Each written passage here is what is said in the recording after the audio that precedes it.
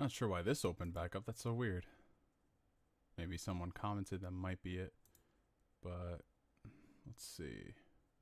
Am I live on the YouTubes? Yes, I am indeed live on the YouTubes. All right.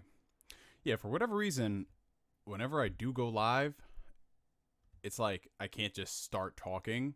It takes a second for Streamlabs to communicate with YouTube, and then it shows up. So I just sit here and I'm quiet for a while just to make sure so people don't miss stuff. Oh, damn, we got a couple of people in the chat. All right. All right. Testing. 1, 2, 3, 4. Got a couple of regulars here. Shout out to the homies and homettes all across the land. Oh, let me just get myself comfortable. I mean, it's not like I really need to be that comfortable. But, yeah, I'm seeing some homies here. All right, that's good. So we'll give it a few more minutes, let a few people join in before we start getting into, like the intros, openings, stuff like that.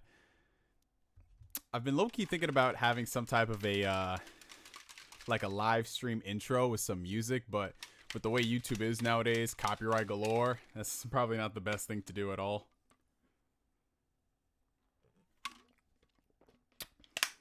And as always, I'm drinking a shake right before. Yeah, it's kind of what's been the routine here recently for the past couple weeks, because I work out Mondays, Wednesdays, and Fridays. And after my workout, I take a shower, relax for a bit, and then I'm like, hey, let me stream. Look at the time. It's time to stream. So I'm seeing a couple of the homies here. What's up, y'all? Hope all is well. Ooh, we got a couple of questions here. Hey, what's good, Neo? Oh, not too much, man. Same old. I just got out of the shower right now, and I put in my leave-in conditioner and all that. So that's why my hair is kind of sparkly. Yeah, I got my leave-in conditioner, got my almond oil, all that stuff. I might have used a little bit too much, but, it is what it is. Every now and then, I'm known to make a mistake. But, yeah, just taking care of my hair the best that I can, because the Barber is going to be opening up this week. So I'm just doing what I can to make sure everything is good and healthy. And, I'm going to get all this taken care of, y'all. This might be the last time you see this disheveled mess on camera. So appreciate it. I'm going to go to the Barber this week if he's got openings, because, everybody's trying to get a cut this week. I'm going to go there, and if anything, I'm just going to get back to my normal, regular, fro top type thing I had going on, sides real low, bald, and then this right here, I don't know, man. I've kind of gotten accustomed to having a lot of the hair here, but I might just shave all this off and just keep the mustache goatee thing going on, like the usual stuff that I've been known for here.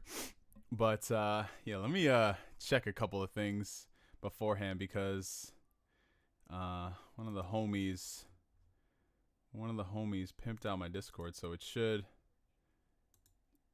It's weird it hasn't. Not yet, I'm not sure, but I'm just going to post that I'm live in the Discord. I'll probably hit him up. I'll hit him up in a bit, because it's not coming up. Interesting. Oh, well, I'll figure that out later once we got a couple more people in here and we do the usual housekeeping.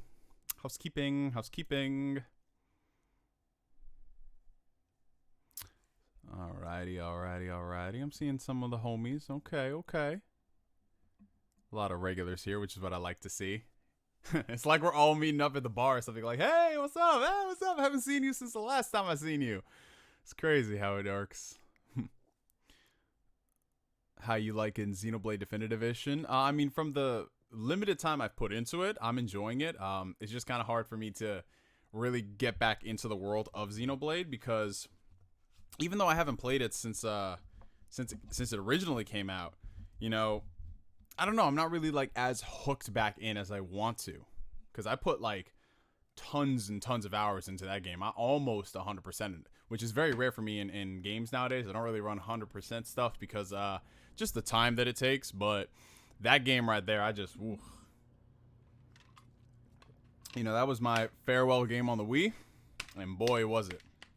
But if anything, I'm just probably still in that little RPG funk when it comes to not being able to really dive in, invest a lot of time into these big grandiose titles. Like it's a legit thing. Trying to go from one of those to the next, it's crazy. Let me just adjust the chat box. I'll just let this go a little longer.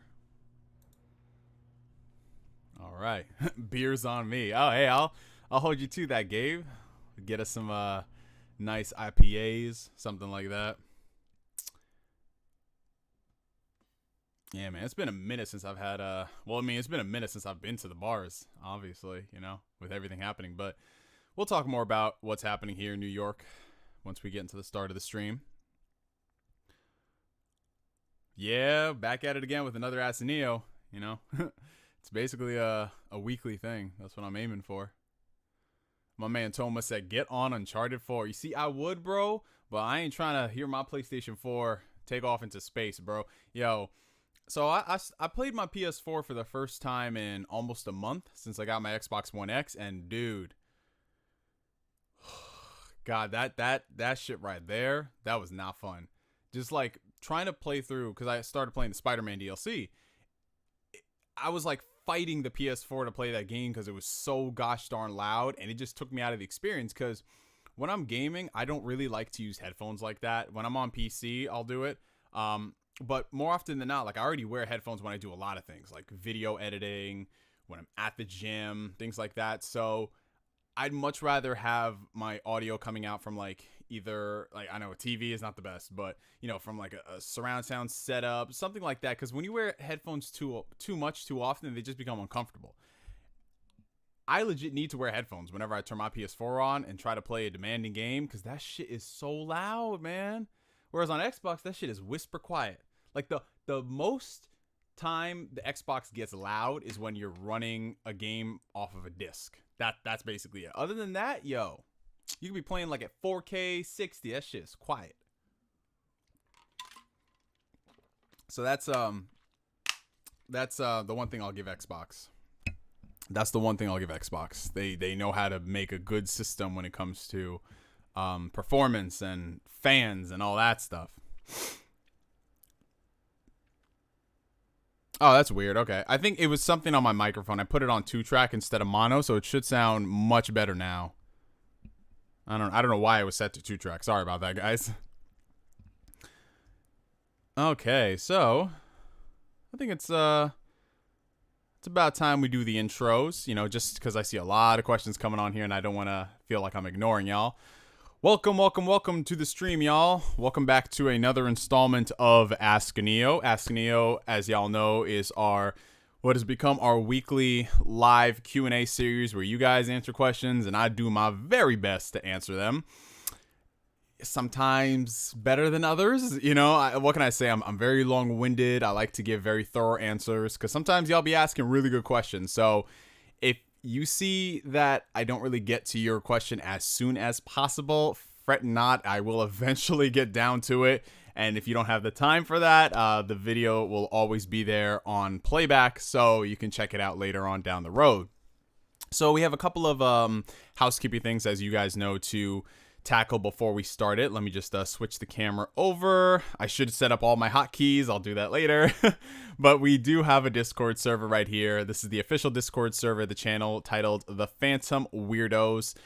We've actually gotten a little bit of a facelift courtesy of the homie Gabe in the chat. Shut up, Gabe. He basically went today and rehauled our entire Discord. It's a crazy, just like, wow, like top to bottom things that he's done. He's added all these voice channels right here. He's added more to all the general chats and things like that. So, you know, we have a bot on the server now. Like, I'm such a Discord noob, so I don't literally know much of how this works, but I just said, Gabe, help. And he just went and did all this stuff. So we have a bot here to do stuff. We have the announcements page, which the bot, oh, wow, there we go. So the second I started streaming, it'll post. So that takes all the busy work out of stuff. That's dope. And just a whole bunch of other stuff here, you know. like we have all these tech chats if you want to just talk and feel like included and everything. Like, oh, so we have a music chat here as well. That's something I didn't know. This is for if you want to make some friends, play some games together, which I think is really cool. If you're playing something like well, let's just take Gears of War 5. I'm playing that at the moment. If I was looking for somebody who wanted to play co-op or multiplayer, I'd say, hey, here's my Xbox Live ID, and hopefully we can set something up. So yeah, this is our Discord server right here. The link is going to be down below in the video description. In addition to that, we actually started up a new Twitch account, which is twitch.tv/NGS the streamer. Again, the link's going to be down below in the video description. What is going on? Okay, the audio is fixed. I was about to say, like, what's happening? We created a brand new Twitch account, twitch.tv/NGS the streamer. That's where we're going to be streaming all of our games going forward, just because of Twitch, how it pertains to gaming and just the low latency attached to it. It's very, very beneficial for us, especially if we're doing like a lot of live interaction stuff where you just need responses like that. It's very cool. Last week we streamed 2 parts of the Final Fantasy 15 DLC, which was episode Prompto and episode Ignis. Those are both on Twitch, but if you want to catch the highlights to it, it's on my second channel, NeoGameSpark 2. I've got the full stream uploaded there, and throughout the course of the week, I'm going to go and clip it, edit it, and make like a highlight section, so, you know, to give people incentive to check it out if they want to. And other than that, I think that's all of the housekeeping I need to do. I mean, it's basically just those 2 things that I'll continue to pimp out so most people know. Again, all the stuff is going to be down below in the video description for your viewing pleasure, things like that. And yeah, let's get on to the questions. All right, let's go. Okay. So, from John Diaz. Hold on, why is the chat box not coming up? Hold on, guys. There we go. Okay. All right. So from John Diaz, he asked, you getting Ys Memories of Celceta for the PS4? You know, it's funny. I actually was on track to buy it. I actually pre-ordered it because, you know, it's Ys. I love Ys. But if I'm being honest, you know, I already have the game on the Vita, and I don't really feel like replaying it at the moment. So it's not like I'm really in a rush to go ahead and buy it. It just looks like a standard remaster. You know, they didn't really go out of their way to change too much. It's not like they really needed to, but yeah, I'll probably snag it down the road for collector's sake, but right now I'm okay. Okay, so Pax Promortem. Any Japanese artists you enjoy listening to? I'm a fan of Little Glee Monster myself. They did an opening for Boruto as well as an ending for My Hero Academia. Yeah, honestly, I mean, it's very cliche to say, but I get introduced to a lot of Japanese music through anime, because honestly, like, how else would I know? You know what I'm saying? So there's a lot of artists that I really am a fan of because I've seen them in anime. So, like, basically every single artist for the most part who's done an opening for like Full Metal Alchemist or Naruto Shippuden, things like that, I'm a fan of. Even some of the artists have like not transcended series, but you see them put out a banger for one, and then they go to another anime, they put out another banger. Like for example, Porno Graffiti, they did Melissa, the first opening for Full Metal Alchemist, the OG 2003 series, and they also did for My Hero Academia, the first opening, The Day. You know, so it's just awesome when they come out with consistent bangers. You know, what else? What were they called? Jam Project. Yeah, Jam Project. They did the first ending for Yu-Gi-Oh! GX, Genkai Battle, and they also did the opening for One Punch Man, which is like one of the most hype anime intros out there. It just, it's so hype, man. So yeah, I love that. I love who else? Let's see, TM Revolution. I love the guys who did Core Pride from Blue Exorcist. I'm forgetting their name. I'm forgetting their freaking name. Why am I forgetting their name? That makes no sense. Let me check this out. I'm gonna punch myself for not remembering what their group name is called. Where is it? Core Pride. Overworld. There we go. They did stuff for Bleach. Who else do I have here? Oh man, Goose House from what the hell is that? Dust? Yeah. From I'm forgetting the name of the anime. What the hell is wrong with me tonight? Goose House from freaking Your Lie in April. You know, Great song. And just like individual artists who do things like for Dragon Ball, you know, the legacy attached to them. Lisa, of course, you know, she's the queen right now. Who else? Flo, you know, Orange Range, you know, that was Asterisk from Bleach.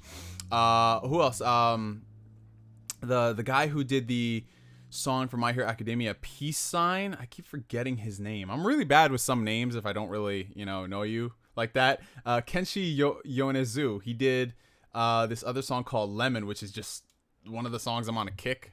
I listen to that almost every day. So yeah, it's just all over the place, you know. So if I hear it in an anime and I like it, I look up the artist and I'm like, oh, you do a lot of good music, man. So yeah, hey, your guess is as good as mine. How I could forget Overworld, man. It's like one of those split of brain farts. There we go. That's the word I'm looking for. Let's see. Have you listened to Run the Jewels 4 yet? No, I haven't. It's on my list. I usually listen to a lot of my like music that'll really hype me up. So a lot of hip hop, I wait until I'm working out to. So that's why sometimes I'm behind, because when I'm in the gym, like I have my specific like playlist. Like, all right, this is my warm up song. This is gonna be my PR song. This is gonna be just my relaxing cardio song. Things like that. So when I get into that rhythm, it's hard for me to listen to new music, because if it's not as good, it will mess with the whole flow of my workout. So I haven't gotten a chance to, but I'll probably listen to it when I'm out driving or something. Like next time I go to the grocery store, I'll put it on and I'll just have my AirPod in. But yes, shout out to the chat. Welcome everyone. Oh, you started binging, Fred? Damn, that could have been a tragedy. I legit knocked my mic over. That legit could have been a tragedy, because I had my protein shake open right now, and I have that ultra instinct power right there. I really need to get this shit on a boom mic arm. I used to have one for my Blue Yeti, but it doesn't fit this one for whatever reason, because I guess that one was proprietary, or maybe this one is somewhat proprietary, so it needs its own thing. But yeah, this thing right here is a heavy son of a bitch. Like, y'all thought the Blue Yeti was heavy. This thing right here, you could legit commit a murder with it. Not that I'm advocating or saying that I've tried it out, but it exists for that reason. Okay. This is the power of ultra instinct. Yeah. All right. But yeah, Fresh Prince is an amazing show. If y'all haven't checked it out, it is available on HBO Max, which is dope. Fresh Prince being on a streaming service here in the States. Thinking about getting a Vita. Do you own one? Any recommendations? Yes, I do own a PlayStation Vita. I've owned a Vita, not since it came out, but like within like the first year and a half it was out. And I love the Vita. It's great. But the problem with it is, unless you're really into a lot of the niche Japanese titles or indie games, it's probably not going to be the system for you.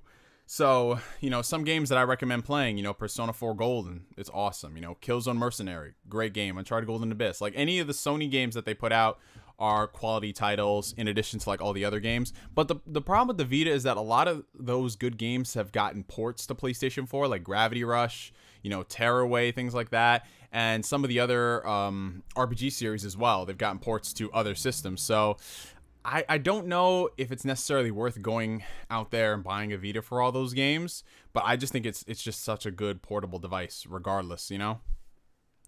Okay. Hey, Neo, good to see you stream more often. What games are you currently playing?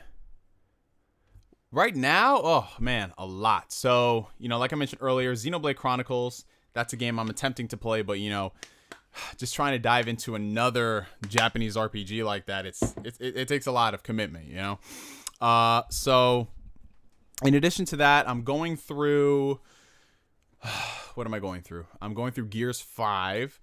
I started the Star Wars Battlefront 2 campaign, and that shit right there is not good at all. It's just pretty garbage. I'm talking about the 2017 one. Yeah, but it's under like 6 hours, so I just wanted to knock that out real quick. Let's see. What else am I playing at the moment? Outer Worlds. I've got that loaded up on my PC. And also The Wolf Among Us. I'm doing another playthrough of that just to have something that I can just relax and play. Because, you know, when you have these big grandiose titles like Xenoblade or, you know, Assassin's Creed Odyssey or Persona 5 Royal, it's hard to just it's hard to play a lot of those games simultaneously, because those are the games where if you put in 3 hours of work, you really don't make that much progress in the grand scheme of things. So it's nice to have a little palate cleanser, such as a Telltale title thrown in the mix, or just a game that you can just not necessarily shut your brain off, but it doesn't require a ton of effort on your part. Okay, so let's see where the Henny at. That's a good question. Right now, I don't have any Henny in the crib. I've got rum chata, I've got Fireball, I've got Jim Beam, I've got Jack Daniels. I'm a big whiskey guy. I like whiskey a lot. Whiskey and bourbon are my things. Hennessy, I like it, but to be honest, I only really drink Hennessy when I'm hanging out with people. You know what I'm saying? Like, for me, that's like my social kind of drink, as opposed to if I'm just chilling in the crib. When I'm in the crib, as far as drinks are concerned, I'll probably just make myself a Jack and Coke, or I'll do like a shot of Jameson straight. If I just want to relax and hang out with people, sometimes I'll do like a mixed drink, like this thing called Cinnamon Toast Crunch, which is like a dessert drink. It's Fireball and rum chata, like I mentioned. But then some nights, if I'm just chilling, I'll have myself an Angry Orchard, man. I mean, I don't think that's a bad thing at all. Some people are like, oh, it's only 5%. Like, why would you drink that? It's like, yo, y'all gotta like stop thinking whenever you drink to get fucked up. Sometimes you just want to have a drink and just cool it with the homies, relax, play some games. So yeah, that's it. Oh, you're drinking Blue Moon Mango at the moment? Ooh, Blue Moon was one of the first alcoholic drinks I had when I turned 18. Yeah, I drank alcohol for the first, technically I drank alcohol for the first time when I was 5 years old. So the story of how that went was, my dad had poured himself a glass of white wine, right? And I guess he went to the bathroom or something, left it on the table. And I was just like, ooh, what's this? It looks like apple juice. And well, yep. So I drank like half of that. And it wasn't until I got into like the second gulp where I was like, this ain't no apple juice I ever had. And then I just like left the kitchen. And then my dad came to my room and he just looked at me like, did you drink that thing that was on the counter? I said, yeah. He's like, oh, all right, well, you shouldn't have drank it. But, the stays between us, because, you don't want to tell your mom that at all. So that was my first experience with alcohol. After that, my first drink that I had was when I was 18, my first semester of college, over winter break. Not really over winter break. No. Over Halloween weekend, I had a bunch of Blue Moons. And that was like my first introduction to like beer and all that. I was like, oh, okay, cool. And then I experimented from other things, like things basically when you were in college, you would buy stuff that you could get at the grocery store, the gas station, things like that. So it was always the 6-packs of Blue Moons, or we would get Smirnoff Ice because a lot of the girls like those because they're just so light in the alcohol percentage. And they're just like, okay, I'll enjoy that. I have a Smirnoff Ice, I have an Angry Orchard, like that type of thing. So I had a lot of those when I first started drinking, and then I started graduating into. It's kind of funny. I went straight into liquor after that. I remember for my after my first semester of college. No. This was after my first year of college. So first year of college, and then my third semester. So my third semester, I was 19. I asked my dad, hey, is there any possibility you could buy me some alcohol, and my mom, she was just straight up against it because she's like, no, you can't do this, blah blah blah blah blah blah. But me, I was a pretty straight-laced kid. Like, I didn't do anything crazy like that. I never went to these crazy house parties when I was 14 and I got crazy drunk. I was never like that. Like, what y'all were watching on YouTube back in the days, like 10 years ago, that's all I freaking did. All I did was I went to school, I came home, I played games, I worked on YouTube videos, and that was essentially it. I didn't really go out with fake IDs, shit like that, even though a lot of people think I was the person to get fake IDs from, because they just, for some reason, they just looked at me and they're like, yo, that motherfucker is too quiet. He's too quiet. He minds his business, but when you talk to him, he's cool. This is something's up. So they always thought I had the connects. And I'm like, I ain't got no connects, man. I'm just a nice kid trying to pass fucking geometry. That shit was the worst. I hated math in high school, man. I don't even know how I passed that shit. But yeah, so back to what I was saying. My dad, he went ahead and bought me a bottle of vodka. and it was literally the cheapest shit you can find. I think it was called like Georgie something. It was cheap vodka. Like you can buy it was a big bottle like this. Shit was like $9. It was not good vodka at all. But to me, I was a gassed up 19-year-old. I was like, oh shit, on winter break. And yo, the amount of screwdrivers that I made, screwdrivers for those who don't know, who aren't familiar with alcoholic drinks, screwdrivers is essentially just vodka and orange juice. Like one of the easiest things you can make. It was straight up like, yo, like literally guys, it got to the point where I would be having them before I went to bed. Sometimes I'd be waking up in the morning and having them. Yo, I was getting freaking twisted in this bedroom back in the day, man. It was crazy. I was like, yo, this shit is great. And after that, I graduated to trying like different kinds of liquor. So I messed with like dark liquors, stuff like that. That's when I really got into whiskey, like 2013 was around that time. I started doing my first whiskey that I bought was Jack Daniels, ironically. And yeah, ever since then, it's me going around to like trying different things and bourbon, messing with bourbon. And I had a big Jamaican rum kick, like 2013, 2014. Oof, love Jamaican rum. Oh God, this turned into alcohol extreme. This is insane. Well, let me get back to some of these questions. All right, let me just, some people talking about that. And yeah, as far as questions are concerned, guys, you don't have to stick to like video games or manga or things like that. If you want to ask me some real questions like, how was the first time you had sex or things like that, just anything. This is just a free flow Q&A. You don't have to limit it to just this nerd stuff, guys. We're all adults here. Okay. So let's get back. All right. Yeah, the PS4 Pro is just, man, like I said, I don't know if any of y'all have an Xbox One X, but if you have a PlayStation 4 and you go to an Xbox One X, it's like night and day when it comes to just everything. That system is quiet, that system is fast, and that system downloads shit quick.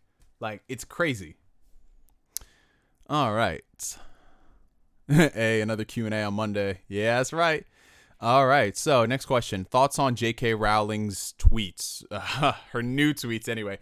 All right, to sum it up without getting too far into it. So essentially, J.K. Rowling came out and she made some transphobic type of tweets, basically saying, like, the only people who can menstruate are women. And I have this mindset where it's just at this point, let people do what they do. That's it. Like, J.K. Rowling comes out here and she antagonizes people at the worst possible time. Like, instead of coming in here and talking about, criminal justice reform and police brutality and all the things happening in her country, she comes here and she makes fun of transgender people. What is she doing? Like, how is she adding to the conversation? She ain't doing shit. She's just going over there being a douchebag. That's all it is. She's being a straight up cunt, Like, if you want to have a dialogue and a discussion on that sort of thing, yeah, by all means do that. But don't just come on here and crack a joke and then not expect the blowback from people, especially nowadays when people are literally fighting for our rights. It's just like, yo, come on. She does this because she's got the clout and yeah, she secured the bag, so it's whatever with her. I don't care at this point. For me, it's just like, I'm not going to argue with people as far as that is concerned. Like, when it comes to that sort of thing, I let just people do what they do. That's it. Do what you do. Don't let it affect me, and that's fine. That's all it is. And I feel like that's the mindset a lot of people should adopt, and to the opposite end of the spectrum, don't get mad at people if they like legit don't know the exact gender or something that you are. Educate them on it. Don't just cancel someone because they said this. Like, people are so quick. They want respect. They demand respect. And then when people try to educate themselves, they clamp them down saying, no, you're bad because you did this. They don't give people a chance to grow. And that's the worst part about it. Join the Discord. Seems like a cool community. Yes. Thank you so much, Will. Yeah, it's pretty cool. Like, we're over there just talking about regular shit, man. We're talking about games and anime and just a bunch of cool stuff. Do you think that you'll pick up the PlayStation 5 day one, or will you wait until some more quality games release like you did with the PS4? Well, with the PS4, I didn't really wait too long. I waited until Infamous Second Son came out, and that was, 3-4 months after the system came out. So it wasn't that long. I don't think I'll get it day one unless they have like really quality exclusives from the rip. Because, I've got this gaming PC right now. It's not like I need the PS5 to play multiplats. Like I'm running games at like 120 frames per second. You know, it's like I don't need the PS5 for that. But if they come out with a really good exclusive day one, oh, I'll definitely be there. You know? But if not, I'll probably wait till like 2021. You know what I'm saying? Maybe after the second wave hits where they have more, or after they've ironed out some of the kinks, you know what I'm saying? All right. Have you played previous Ys games? Do you think it's an underrated version of Zelda? Yes, I've played a lot of the previous Ys games. Basically, every single game that's been released in the States, like in the past 15 years, I've played. And I've had a lot of fun with it. And yeah, you can compare it to Zelda. It's a lot like Zelda. Again, it's like one of those like Falcom in general puts out a lot of really good underrated they're underrated, they're not underappreciated because the people that play them really enjoy them. So it just comes down to recommending them, like Persona and Shin Megami Tensei, for example. You know, they're still technically considered niche, but people have just been talking about them so much for the past couple of years that it's been elevated to the point where it's like a major PlayStation franchise with Persona. Sup from Australia. Have you ever been or would you ever go? Well, howdy, mate. I've never been to Australia. It's actually on my list of places to go. I was supposed to go this year, but you know, with the situation happening in the world, it kind of sucks. It pushed back all of my plans because last year I was doing a lot of overtime at work. Like, y'all, the reason why I barely did any YouTube videos last year, well, not last year, but like last couple of months, was because I was just grinding at work, you know, working the 2 jobs. We're doing a lot of overtime, you know, because, you know, I wanted to, first off, save up a lot of money in addition to start traveling more in 2020. That was my goal. I was going to go to the UK. I was going to go to Japan. I was going to go to Australia, a lot of places that I haven't been to. And it just unfortunately didn't happen. But, you know, I like to say that, you know, God has a plan for everything. So when it's time for me to go to those places, it'll be time for me to go, and I'll be excited because I have a lot of amazing people out there in Australia, you know, from Melbourne to Sydney, places like that. And I just can't wait to meet everybody. That's like my big dream because I love going there to explore the sites and the culture and the people. But I just love meeting subscribers too. It's just so surreal that, you know, somebody in their bedroom on the other side of the world clicked on my video and we're talking on a stream right now. It's so fucking dope. So shout out to all the Australians out there. Hello, Andrew James. Good to see you too, man. Yes, Kanaboon is very good. Silhouette, woof, so good. Which collector edition is the best in Persona 5? You're talking between the Take Your Heart edition and the Phantom Thieves edition? Honestly, I would say the Take Your Heart edition comes with a lot of stuff. You know, you've got the Steelbook, you've got the art book, you've got the Morgana plush, you've got the bag, you've got a lot more stuff by comparison to this, which, you know, you get like a collector's box and you still get a Steelbook and the Joker mask, but as a whole, I feel like you get a lot more with this one. You know what I'm saying? But again, some people, they might not care for the bag or the Morgana plush. They might just be happy with the Joker mask and stand. So, you know, it's just kind of like pick your poison. Either way, Atlas does a really good job with their collector's editions, and they're priced very well too. So you can't go wrong. Hey Neo, do you know who Corone is? She's becoming one of my favorite streamers. I have no idea. I'm so out of the loop when it comes to people in the community. What do you think about gyms opening back up? I can't wait to work out again, but I'll be safe. Honestly, I'm very excited that gyms are going to be opening up here soon. That sounds so weird. I'm very excited that gyms are going to be opening up in the next few weeks. But I'm just going to wait a little while before I jump in. I work out at 24 Hour Fitness, and they sent an email talking about what they're going to do as far as like adjusting to the gym post COVID-19. And they're talking about how, yeah, we're going to close the gym every hour on the hour to deep clean and condition all of our equipment. And by that point, I'm just like, why would you even go to the gym to work out then? If you literally only have an hour and they're going to close down the gym to clean every hour. You know what I'm saying? Like, I get it. The fact that the gym is very much so, it's a place where a lot of those things can breed. But at the same time, you know, I just feel like it's too much that I probably would just rather stay home and work out with like the limited equipment I have. So we'll just have to see as far as that's concerned. I mean, just in general, opening back up fully. We'll have to see what the long-term ramifications are going to be, because as you guys know, as soon as we open back up, there's probably going to be a big spike in the cases. Just it's inevitable. Like whatever you think about opening back up or not, it's going to happen because people are going to get exposed.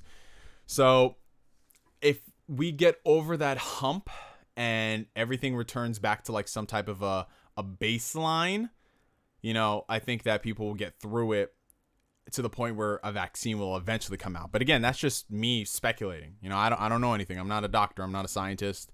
You know, I don't get paid enough to make those decisions, which is why I can sit here and speculate. But as far as me, myself, and I go into the gym, I'll wait a little while and see what happens. Because, you know, the people who are going to rush out there and work out the very first day are the same people who, you know, are up in arms saying that closing down everything is an infringement of our rights, this, that, and the third. But they're awfully quiet over the fact that Trump is bringing in the military to silence people. That's very interesting. Infringement of our rights. Okay. But yeah, okay. So Mario has got a... Jesus Christ. Everybody always be hitting me up when I'm streaming. Mario C with the $2 super chat. Why this guy looks so cute though? Hey, appreciate the love, man. Appreciate. I don't know. I've gotten that from a lot of people. They say, "Oh, you a cute man." I'm like, "You cute, you cute." I'm like, "Thank you, I appreciate it." I mean, it just genetics, I guess. You know, I guess just genetics. I don't know, but appreciate that. Thank you. Oh, why is this thing popping up? That's weird. But all right. Let's see. Yes, the reflexes, y'all. But you thought about using it for murder. Hey, I listen. I plead the fifth, Gabe. I plead the fifth. Favorite Disgaea game? Ooh, that's a good question. So the funny thing about Disgaea is I own almost every game that's been released for Disgaea, which is so weird because I've only completed Disgaea's 3, 4, Disgaea 1, and D2. So out of all of those, and I have 2 copies of Disgaea 5, by the way. I have one on PS4 and I got one on Switch because they were both on sale. One of them I got from a buy 2, get 1 free. And the other one I got because it was Black Friday sale for the Switch. I had a lot of attachment to Disgaea 4. I really did love Disgaea 4 a lot. I just love the characters in it. I loved everything about it. So I would say 4. What's your favorite gaming YouTube channel? So as far as gaming channels, I mean, I don't really watch too many, like, I don't know what, like, because you look at like the top gaming YouTube channels, you know, like most of them I don't fuck with. Like I watch Markiplier. I love Markiplier just because I really enjoy like his the positivity that he spreads, and he's just such a genuine dude as opposed to all these other. Oh, y'all remember the rant from a few days back where I just went in on all these, because a lot of these YouTube gamers, you know, they just be the ones who are really popular. I don't know why. But a lot of them, they literally be overacting like no tomorrow. I was watching this dude play Forza Horizon 4 because I was trying to see what the gameplay looked like, you know? And this dude was just screaming at everything happening like, oh my God, wow, wow. You know, I'm like, bro, nothing is happening on screen. You know what I'm saying? Like that sort of shit. So if I had to think of like gaming channels I watch, you know, Markiplier, let's see, Broken Games HD. I like a lot of people who do like commentary in the gaming community on topics and stuff. You know, Jack Move Johnny, Hard 8 Times, a lot, just basically a lot of the Weapon Wheel crew. As far as other gaming videos that people do, I don't really watch too many of those. You know, I watch Donkey. Donkey's one of my favorites. I know it's taboo to say, but I love Donkey. He's hilarious.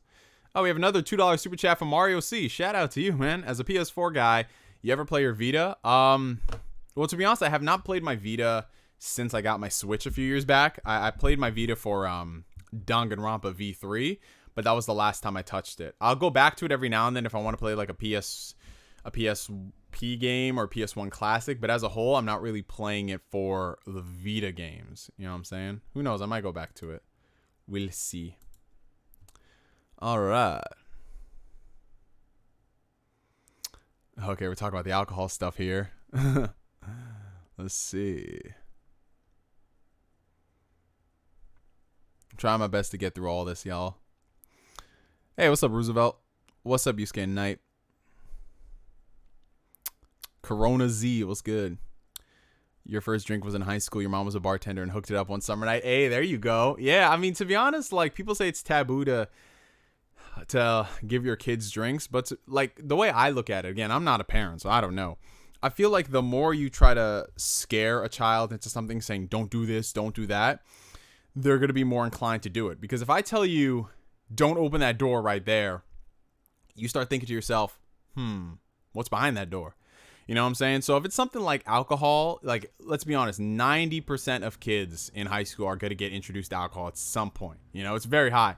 So instead of just saying no, no, no, and then them getting spiral down this path of crazy debauchery, educate them on it. That's the best thing you can do. And then they can make their decisions for themselves. You know, if they start getting out of line, that's when you get the belt. But nowadays, you know, you can't get the belt because then you're not their friend. You're abusing them. Like, you know, that shit. All right. How has COVID-19 affected your summer plans you had said this year? Well, like I mentioned earlier, I unfortunately have not been able to travel, which kind of sucks because I was going to take a trip in March to Italy. That's where I was going to go. No, I was going to Amsterdam at the end of March, and, you know, couldn't be able to do that. And just realistically looking at how things are going to be progressing with like the travel restrictions and all that, it's not going to be good to fly. It really isn't. You know, I mean, you could hypothetically go places, but is every place going to be open in the next 6 months? So I don't think it's worth it, you know. Do you ever talk to girls about Kingdom Hearts? No, Kingdom Hearts really never comes up in the conversation. I don't know why. Like, it's just not like something I bring up, you know. If they ask me, like, because I've talked to girls when it comes to games and all that and everything, and if, let's say, for example, they watch a video of mine and they see like my setup and all this, they don't know any of these games. They might know, like, if they're not into games, I'm not trying to generalize all women, but if they're not into games, they might know like Call of Duty and Madden and FIFA and, you know, Spider-Man or something. But as a whole, it's like I'd have to explain any of those things to them, like what Persona is, what's this, what's that. Hey Chris, my dad put up a little bit when I was 3 and it knocked me to sleep. I didn't get drunk until my 18th in 2010, and boy, what a night it was. Hey, yeah, we all got stories, man. We all got stories. Like, oh man, I'll save that for later because I have some stories of when I got like fucked up drunk. Yeah, man, that's how it was. I was that quiet black kid that people always thought got shit going on the low, and I was like, nah, man, I was never like that. Like, I was a straight-laced kid. You know, I was a good kid. I went to school, got good grades. That was it. But a lot of people think I had ulterior motives. I think it was the fact that I was really tall, because y'all know I'm 6'4". I think it was the fact that I was really tall and the fact that I was quiet but not one of the weird people. I think it's the fact that I was quiet but not weird. Because if I'm just being real, like a lot of the really quiet people, a lot of them, they just really didn't have good social skills. They couldn't interact. Like, if you said hello to them, they're just like, you know what I'm saying? And I wasn't like that. I was quiet because I didn't really feel like I could contribute something to this conversation that was really worth my time. You know, because people in high school, they're talking about the stupidest, superficial type of shit. I didn't care about that. I was more worried at the fact that, there's new Naruto Clash of Ninja Revolution 3 news, and I'm stuck in the freaking classroom. That was me. I was that type of kid, you know? I didn't care about you going there and getting drunk at like 2 a.m. in the morning when you got finals the next day. I didn't care about that shit. He's too nice. He's got to have a dark side. The 5 girls in Neo's high school harem that didn't know existed. Yeah, that's funny. That's hilarious. But Neo, I'm 12. You ain't 12. 12. How long did your first time last and why was it 3 minutes? Actually, it wasn't 3 minutes. Y'all ain't gonna believe me, but listen, I ain't got nothing to hide. My first time, I lasted 20 minutes. Y'all. Now, I don't know if that's the fact that I didn't know what I was doing or the fact that, maybe me, like, jacking off kind of built my resilience. I have no idea. But my first time, I lasted 20 minutes. 20 minutes. And the girl was surprised. She was just like, oh, damn, And then the next morning, I lasted like 6 minutes. So it wasn't anything crazy. I think because once I got over it the first time, it was just like, oh, now we could be self-conscious. All right, so we got $2 super chat from Trapped in My Psych. If you need music for background stuff, I got you. Oh, I appreciate it, bro. Send me your portfolio later on like Twitter or something. All right. If you could travel anywhere in the world, what would be your first choice? Well, right now I really want to go to Japan. I really do, because ever since I got hired at one of my jobs, I get flight benefits. So I've always wanted to go to Japan, but the timing never worked out because I had school in the morning and then I had work at night. So I really could never take off much. And, I didn't want to travel during spring break because it was always busy. And then in the summer, I was always like working. So it was just like, damn. But yeah, definitely Japan. Do you watch the Joe Rogan podcast? Any thoughts on the Spotify deal? I do watch Joe Rogan. I don't watch him religiously. Like, I don't keep up with all the new stuff he puts out. But whenever I see like something on YouTube in passing, I always watch it.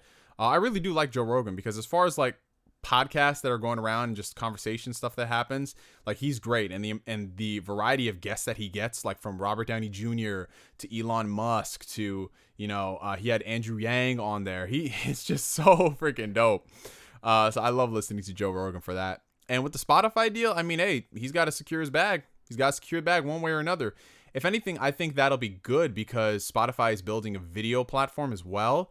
So it's going to start some competition with Google and YouTube. And that's definitely what we need more of. Because Spotify is honestly the preferred way to go ahead and listen to stuff outside, like when you're on the go or whatever. And the fact that they have him there is pretty dope. Let's see. Neo, do you have a favorite movie? Yes. My favorite all-time movie is The Lion King. I love it. But there's just a whole host of movies I enjoy. Any games you should cop on PSN at that moment? Honestly, there's a lot of stuff. As far as recommendations are concerned, like just some of the stuff from the past couple of years. I don't know if all of these are on sale, but Persona 5, as y'all know, is one of my favorite games. Be forewarned, this is like an 100-hour title. Persona 5 is really good. I'm playing The Outer Worlds. That's great. Resident Evil 2 Remake. Let's see what else is on there that's really awesome. Again, I don't really know what's on sale, so you might have to forgive me. God of War, amazing game. Spider-Man, amazing game. What else is on there? The Uncharted series, the collection for Lost Legacy. There's so much because then we start getting into like the JRPGs, and JRPGs on PS4 are insane.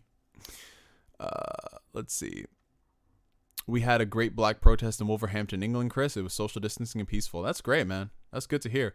Yeah, we had a protest here in my city last week, and it was very peaceful. It was very calm. We did what we had to do. Having a gay roommate / friend, I've learned a lot about their world. Yeah, I mean, here's the thing I don't understand. This is the thing I don't understand, and honestly, it's something that we got to work on next as far as the black community is concerned, specifically black males. Like, I don't know what is going on with, like, I hate this term, but the toxic masculinity of straight black men who hate gay dudes. I don't get that. Because they always say, yo, this gay nigga's going to try to fuck with me. No, he's not. Like, have you ever actually hung out with a gay dude? I'm not trying to generalize and all that, but they're pretty fucking cool, because they're regular fucking people. They just have a particular preference. But, to all the people out there, just like, no, I don't mess with that shit. I'm like, bro, come on now. Like, fucking Ian McKellen. Sir Ian McKellen, Gandalf. He's freaking gay. And that's amazing. That's fine. But people they can't stand that for some reason. And it's great because you learn a different perspective. You learn about the world. You learn about what they go through, their struggles, and just a whole bunch of other things. Because they can tell you stuff about, like, one of my dudes. He's openly gay. He's not really flamboyant, but he just be going in on the gay community sometimes because he's just like, yo, y'all got to make up your minds on this, that, and the third. Y'all over here saying one thing and you doing another. Like, so he be calling his own out. So it's interesting. What do you think of the beat 'em up situation with the Nintendo program? Oh, that's a very loaded question. So as far as, oh, wow. We have 55 Norwegian krona from Mohammed. I got you in a second, bro. So with the situation about beat 'em ups and Nintendo, honestly, it's not that surprising to me because I'm not sure if y'all are aware, but I was involved with the Nintendo Ambassador program. It's not really something I advertise like that because I really didn't feel the need to, saying, hey, look at me. Nintendo sends me free games. They've sent me things in the past. Like they sent me Captain Toad. They sent me Super Mario Tennis, the one that came out on Switch, Mario Tennis Aces. They sent me Super Mario Maker, and they sent me Marvel Ultimate Alliance 3. So they sent me like 5 games right there. Was that 5? Super Mario, Captain Toad, Mario Maker. They sent me 4 games, right? And they also invited me to E3 a few years ago. Y'all might remember that. In 2018, I went to E3, and that's because Nintendo, they straight up invited me. They're like, hey, come to E3 with us. I said, screw it. Hell yeah. I got to go to the Splatoon 2 World Championships. I got to play the new Smash Bros. Before it came out, like 6 months before it came out. You know, I got to meet up with a lot of other content creators like Andre the Black Nerd. I met Zelda Williams, and we played Smash Bros. Together. Yes, that Zelda Williams, Robin Williams' daughter. God rest his soul. And yeah, it was dope, you know, being a part of that program. I loved it. It was a lot of fun. And then all of a sudden, they stopped sending me like emails about certain things. Because usually how it would work is they would send me like expression of interest, like, hey, do you want to check out this content, or do you want to go to this event? And I would reply back saying, oh, you know, I'm okay. And then they just stopped after they sent me like Marvel Ultimate Alliance 3. And I was so confused, but I was like, whatever. I had other things going on. And so after that, I just had no communication for almost a year. And then here, Wood from Beat 'em Ups responds saying they're ending the program. And for me, that was just like, okay, that's what it is. That's exactly what it is. And the fact that he got no communication whatsoever is very telling, because I thought it was just me, because I've gotten emails from Nintendo before in the past about how, let's just say they didn't like the way I tweeted certain things on Twitter. Like I'm not a part of the program anymore. It's over. So I'm not under any type of NDA. They didn't like the fact that I was not representing the Nintendo brand in the way that they wanted. Guys, when I say with the ambassador program, you had to be 100% positive all the time. And if you didn't like something, you had to word it in a certain way where it doesn't come off as overtly negative. So I couldn't go on there and overly bash and be critical of one of their games and say it sucks. I have to say that, well, you know, it was just very disappointing to me and blah, blah, blah. You had to be very, very, very professional on point. And I was okay with that. Yeah, they wanted me to keep it clean. But if Nintendo came out there and did something stupid, like with the digital refund situation, I would call them out saying, hey, you know, that's BS. That's anti-consumer.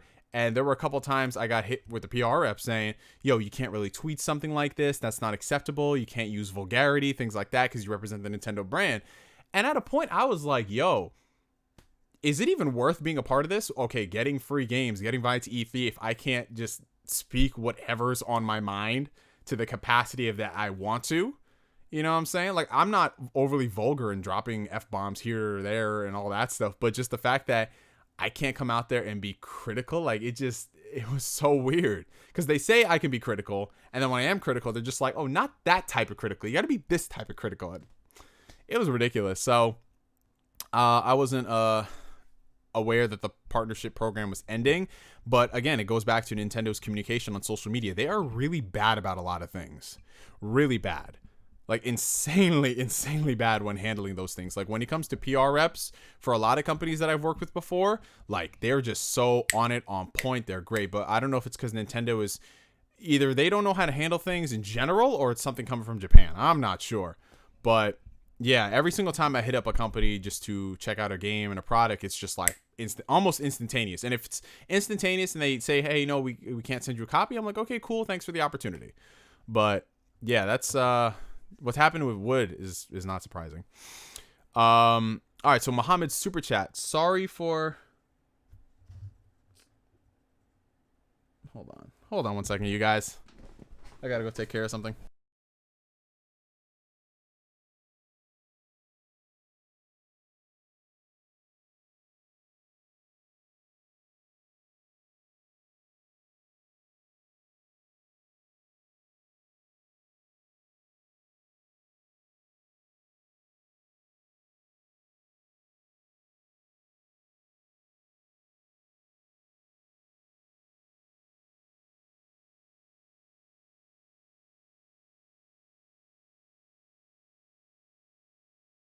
Okay, I'm back.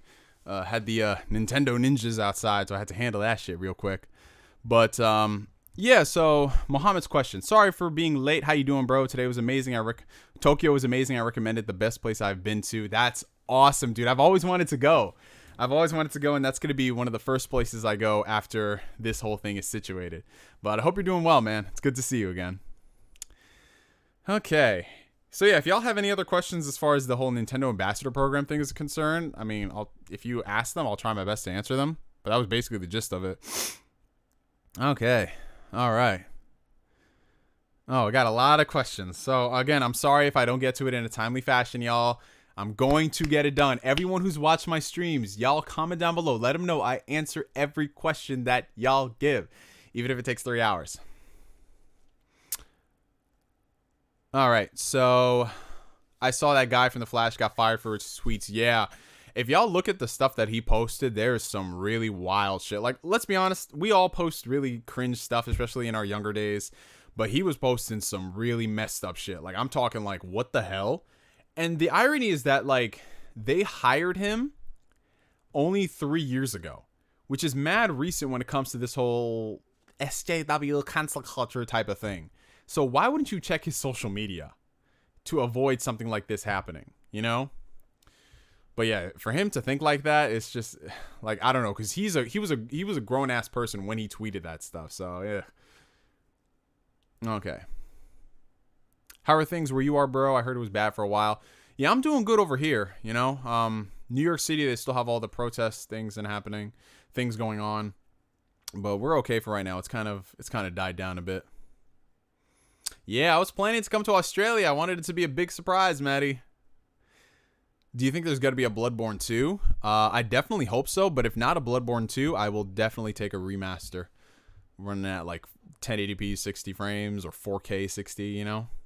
Oh, damn, 2 jobs? Yeah, I was working 2 jobs. I'm that type of person where it's like, if I have a goal and something I want to set for myself, I'll work towards it. You know, I'm not averse to working. And my goal was, first off, paying off credit card debt and also saving. So I picked up a second job where I could make money like that, which was working as a waiter at a restaurant, bartender, things like that, because it's quick money. And yeah, that was one of my goals. How did you fit in going to the gym and gaming while working 2 jobs and grinding so hard? Well, that's the thing. You know, there's only 24 hours in a day. So when you have gaming and when you have gym and when you have work and when you have relationships and you have all those other things, you can do everything, but it's not going to be all at once. So for example, right, you know, working the 2 jobs, thankfully both schedules were very flexible for me. So I made it a point where when I was working one of those jobs, I would do like double shifts. So I only had to go to the job twice a week versus 4 times a week, which is very great. That's why I love the schedule. So that right there, I got all my work from that one job done in just 2 days. And then the other job was a lot more flexible because I did that in the evening. So I had the morning time in order to like go to the gym or do my shopping or get a haircut and everything. And then I had Wednesdays and Thursdays as my dedicated off days, like straight up just off from both jobs. Don't got to worry about nothing. And those days is where I would either relax, catch up on some games, do whatever. Because when I was busy with like the hustle and bustle of the work week, I really didn't do a lot of gaming. I would only do the gaming if I was at one of the jobs because I get a lot of downtime. So that's why I really got into the Switch, because I can bring my games with me wherever. So, you know, it's all about making it work within your schedule and finding time. You know, everyone's got time. You've always got time, no matter like how busy your schedule. Guys, there was one point last year in the summer where I was working like 60-hour work weeks. You know, I was working for 60 hours because I was grinding because the money was good. The money was so good. And I was just like, yeah, we doing it, man. We doing it. We killing things. Like I was working like 12 like doubles back to back with both jobs. And I mean, it was kind of tiring, but I did make sure to get like my 8 hours of sleep all the time. And sometimes if you have to choose between sleep and gaming, like for some of you younger cats out there, you might say, oh, you know, fuck it, I'm just going to play games. No. Take the extra sleep. Take the rest. Trust me, you are going to need it because it's going to come back and bite you in the ass in a few days. Take the extra rest and then find the time to do gaming. So if, let's say, for example, you know, you have free time and, you know, you have to choose between working on YouTube stuff or playing a game, pick your poison, which is going to be more beneficial to you. Sometimes I would choose playing the game so that way later on down the road I could record more content for YouTube. It's all about trying to make things work and doing it in such a way that you don't burn yourself out, which thankfully I have, like, throughout that entire past year where I was working crazy, I never burned out once because I was always just on point, making sure like, okay, do this, do that. So yeah, it just comes down to you wanting something. If you want it bad enough, you're going to go for it. At least you got to save your travel money for next year. Yeah, that's true. If anything, I just took that travel money and I bought a new PC, I bought a TV, and I just put the rest into savings. Yeah, definitely. Like, yo, because I see there's a lot of people here who live in the UK, who live in like Europe, who live everywhere. So it'd just be dope if like we just go, we meet up, we have a drink. That'll be fun, bro. I'm getting you a drink when you come to Melbourne. Hey, I'll hold you to it, Maddie. I heard they got what do they got over there in Australia? They got like what, kangaroo burgers or something? I saw a person I follow. He went to Melbourne and he had like a kangaroo burger or something. I was like, what? By the way, I like your streams because you reply to viewers. Yeah, I try my best. I try my best to. And like I said, it takes a while, but, we get it done. I slept on my shoulder wrong last night, so it's kind of like, ugh, it was bothering me today when I worked out. I miss going out to the clubs. I mean, to be honest, I was never really a club kind of guy. I would go to it, but at the same time, it's not like I made it an effort to, because going out to the clubs, that shit gets played out very quick. I only go out when all the boys are with me, when I got the boys together and we want to crack open a cold one. That's it, because when you go to the club, it's the same shit all the time. You see the same people and it's just loud ass music. You try to bag a shorty or something. You pay for overpriced drinks. So for me, what I've done in the past year is I've gone to a lot of bars. And the thing is, a lot of people think, oh, you're going to a bar, isn't that the same thing? Not really, because a lot of these bars, they're just a chill spot. Like, a lot of people go there for like a social experience. You just go there, you relax. And bar food, y'all don't believe this shit, but bar food is freaking lit. Like, straight up lit. There's a lot of good bars that have great food. And I would go there because for me, like I told you, I was off Wednesday, Thursday. Tuesdays are my Fridays. So I would go there. And what does he say? The way you pronounce Melbourne, I'm dead. In Australia, we pronounce it like Melbourne. Melbourne. I say Melbourne. I like because blood. So how do you pronounce Bloodborne? Bloodborne? Is that how you say it? But yeah, I like spending my times at bars when I go out. It's because I get cool with the bartender. We chop it up. We have fun. I run into some people, and it's just literally chill. Like, a lot of people think when you're going out to bars, you're going to get fucked up. That's not how it is. I can guarantee you that. Oh, you're from East London? Nice. Cases already rumored to be spiking. We just had 2 million cases the other day. Yep. Only having an hour motivate people to actually exercise efficiently. Well, that's the thing, though. That's the thing. Yes and no. Because when people are going to a gym, right? If they're motivated to work out, they're motivated to work out. That's it. The timing is irrelevant. And for some people, when you go to the gym, an hour is not necessarily enough to do what you're supposed to do. So, like, for example, when I'm really big into like my strength phase, there would be times where I'm taking like 5-minute rest periods between heavy ass sets of deadlifts. And I need that rest.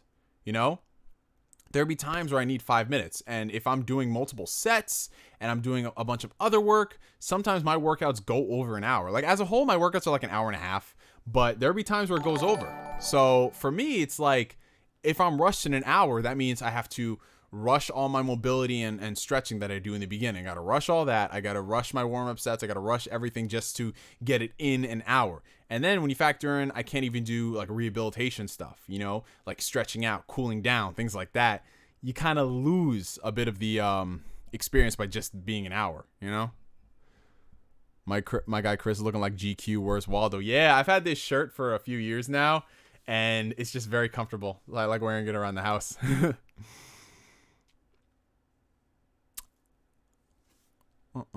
Oh, we have a super chat from Mohammed. Does PlayStation have an ambassador program? I don't know. I don't believe so. If they do, they don't advertise it.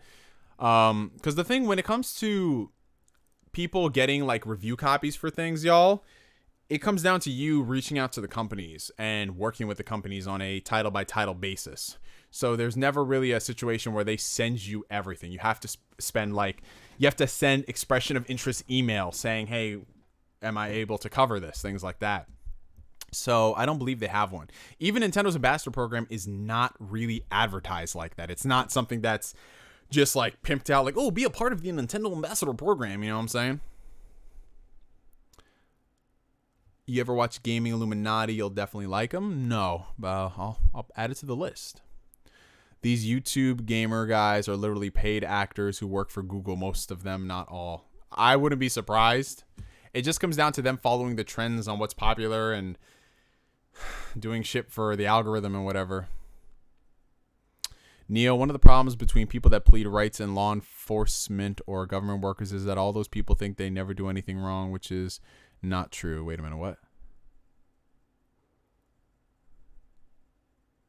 Well, I mean, the thing is, we're all human at the end of the day. So there's going to be messed up shit on all fronts, no matter who you're talking to. Nobody is perfect. All we can do is try to be the best versions of ourselves. And unfortunately, when it comes to law enforcement, we have to hold them to a better standard, because while they are indeed human and no one gets it right all the time, you go there, your purpose is to be a better person, to take care of people. You know, like when it comes to doctors, we can't just say, oh, well, you know, you kind of killed 30 people this week, but it's whatever, you know? So we just have to be better. Hard 8, the truth of YouTube. Yeah.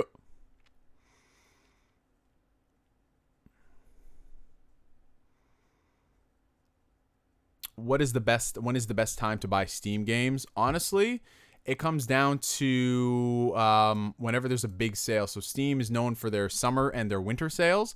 But just in general, Steam is not your only platform to buy games on sale. So if you go to Green Man Gaming, if you go to all these other sites, they sell Steam keys. And in some situations like Good Old Games, they give you DRM free games. So there's some people who don't like using Steam because they feel like it's tied to the service and they don't own their game. Good Old Games, they give you the games DRM free. So you just download it to your computer. You don't got to worry about authenticating it with Steam or whatever. So just go whenever there's a sale. And trust me, if you're a PC gamer, there's sales every minute. My dad gave me Heineken to go to sleep. 80s baby, stand up. Hey, yo. Wow. Said Heineken. My uncle wanted to give me beer when I was a baby. Yo, you know what the funny thing is? That's actually a very common thing because a lot of uncles think it's funny. I don't know. I smell alcohol and I'm on the floor. A whole adult. Yeah, you know what the thing is? Like, I'm sorry. I'm gonna butcher your name, but Karenia. I think that's what it is. Again, I'm sorry if I got it wrong, or you know, you can sound it out for me. But there's some liquor now that when I literally smell it, ooh, I just get like, y'all ever smell something and it just reminds you back to a time where you fucked up or whatever? Like some people, when they have certain foods that made them sick, food poisoning, whatever, they can't smell it because then they get nauseous. For me, for the longest time, it was okay, let me tell you all this story since we got a lot of people in here. My first time getting not blackout drunk, but to the point where I legit ran for the toilet and I started puking. So it was just a regular Saturday night. I was over here chilling with the boys on Skype. You know, it was me, the homie Tundex, and a bunch of people from the UK. You know, we were just having fun. We were just like shooting the shit, having a great time. And we were all just like, yo, we all in this Skype chat. Let's all take a shot. And we're like, yeah, let's take a shot. Right? I must have been, I was 21. I was 21 at the time. This happened like 6 years ago. And we're like, yo, let's all take a shot. So we took a shot. And, yo, we were just having fun. We were laughing at everything. It was a great time, man. And then I remember, like, I just kept drinking. I don't know what it was, but we were just having a lot of fun. We were playing games. And then after everybody left, it was me and Tundex. And we were just straight chilling, you know, shooting the shit as people do. And we just kept drinking. And, yo, we were really fucked up. We were insanely fucked up. And I can only speak from my angle, but I legit got so drunk. And you know what the first thing on my mind was? I was just like, you're definitely drunk. You should definitely record a YouTube video and upload it right now. And so I started recording a YouTube video with the homie Tundex. And we were talking about some Nintendo shit, right? And then after that, we were just both like, I'll be right back. And then we both went to the bathroom and we started puking. We straight up started puking, and it was just like, oh my god, this is the worst thing in the world. And then, yo, I hugged that toilet for a good hour. I was just sitting there just puking, and I was drinking Jim Beam. I forgot the name. It was like Jim Beam Fire something, Kentucky Fire, right? Jim Beam Kentucky Fire. That shit right there, yo, oh my god, I was hugging that toilet. And you guys ever get into that situation? This is for all the degenerates out there, where you're drinking or you're on a really bad trip from some drugs, and you're just like praying. You're like, please God, I will never do it again if you just help me through this. So I got in my bed. I was just curled up like, oh, no, please, no more. I'm done. And the next day was even worse, y'all, because I didn't have to go to work the next day, so I was glad. But I forgot that I was dog sitting my boy Trent, his little like Maltese Bichon mix or whatever, and he came over. It was I think 12 o'clock, and the first thing I hear, because I went to bed I think like 4 a.m. Right, first thing I hear was just like this loud bump bump bump bump bump on my door, because our doorbell wasn't working at the time, so he was just knocking and I wasn't answering my phone, and I was just like, what is that banging? What is that banging? So I go downstairs and I see Trent, and I was just over there like straight up, like I couldn't open my eyes. It was so damn bright. And he's just like, yo, what's up, Chris? I said, what's good, Trent? He's like, yeah, man, I was here to bring over the dog. And I like, Trent's my homie, but I was straight up like, yo, Trent, yo, just give me the dog, give me the food, and just text me whatever you need to text me. Just get over. And he's just like, oh yeah, no, I don't got the dog right now. Chad's actually bringing him over. He's just getting like the cage and the kennel in the car. And we were just standing there for 10 minutes, and I was just like, because like I didn't want to throw up, but I still felt nauseous, and so I was just sitting there like, oh, this bright ass sun, I can't deal with this. And Trent's trying to make conversation, and I was just not trying to have it. And then like they brought the dog over, and I was just like, okay, good, man. So we brought the dog inside, and then I just relaxed, man. I went back to sleep for a bit, and then after that, I took like a good 2-month break from drinking. And then I took that bottle of Kentucky Fire Bourbon. I put that in the freaking dishwasher under the sink, and I just left it there, out of sight, out of mind, because I didn't want to throw it out. You know, I had drank literally 75% of the bottle by myself in one night. In one night, guys. In one night. 75% of the bottle. I know. We all make mistakes. And after that, I was just like, woof. And every single time, like let's say I was downstairs washing dishes and I needed to get like a new sponge, I would just see it there looking at me, and I would just be like, ugh.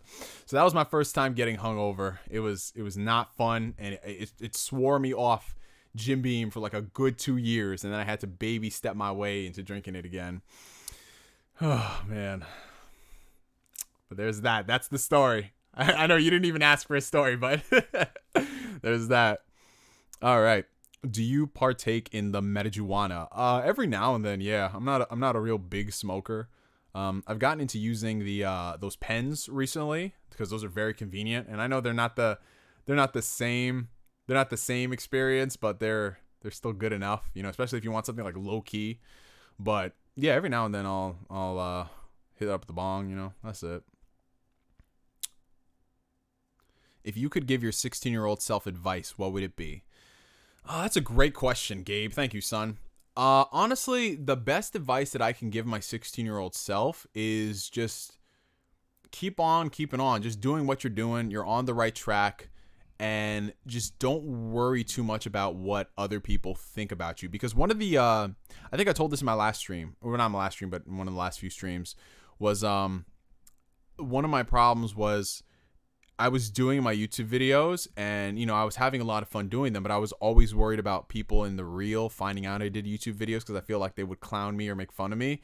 You know, that was something that really haunted me for like my first 2 years of recording while I was in high school. And it bothered me to the point where I almost wanted to make some changes in YouTube, but then I realized, yo, this isn't me, you know? Like, the people, they love me for who I am. It's not the fact that I was thinking about changing and conforming to what other people, what I thought they would want me to be. So I'm so glad I didn't do that. You know, I've been the same genuine person for the longest time, and I would just tell my younger self, like, just don't worry about all that. And I was already a kid who I didn't really, I didn't try to fit in like that. Like, you know how a lot of people in high school try to fit in, you know, they try to buy the designer clothes, or, you know, they just like the regular shit you see high school kids worry about, which is essentially all drama, all high school. I didn't care about any of that, but in the back of my mind, I thought that, oh, maybe I would be more popular if I did care about some of those things. So when I was in 9th grade, everyone was rocking Hollister and American Eagle and American, just all those other brands that people wore. And I was just like, I dress like regular. You know, I didn't dress fancy. I just regular. Like, you know, I just like nice shirt, jeans, shoes.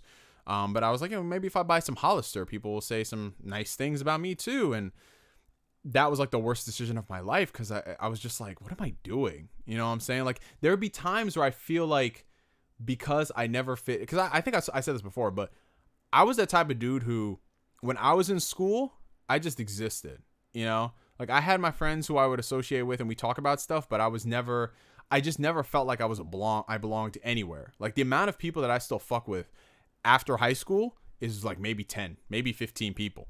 You know what I'm saying? Because I was never one of the cool kids, you know what I'm saying? The cool clique. But at the same time, I wasn't one of those like weirdos who just like, you know, they cannot associate at all with people at all, no social skills. So I was in this middle where I could never fit in. Like, I had friends everywhere, but it was just like, I don't gel with any of y'all. So I just kept to myself for the most part.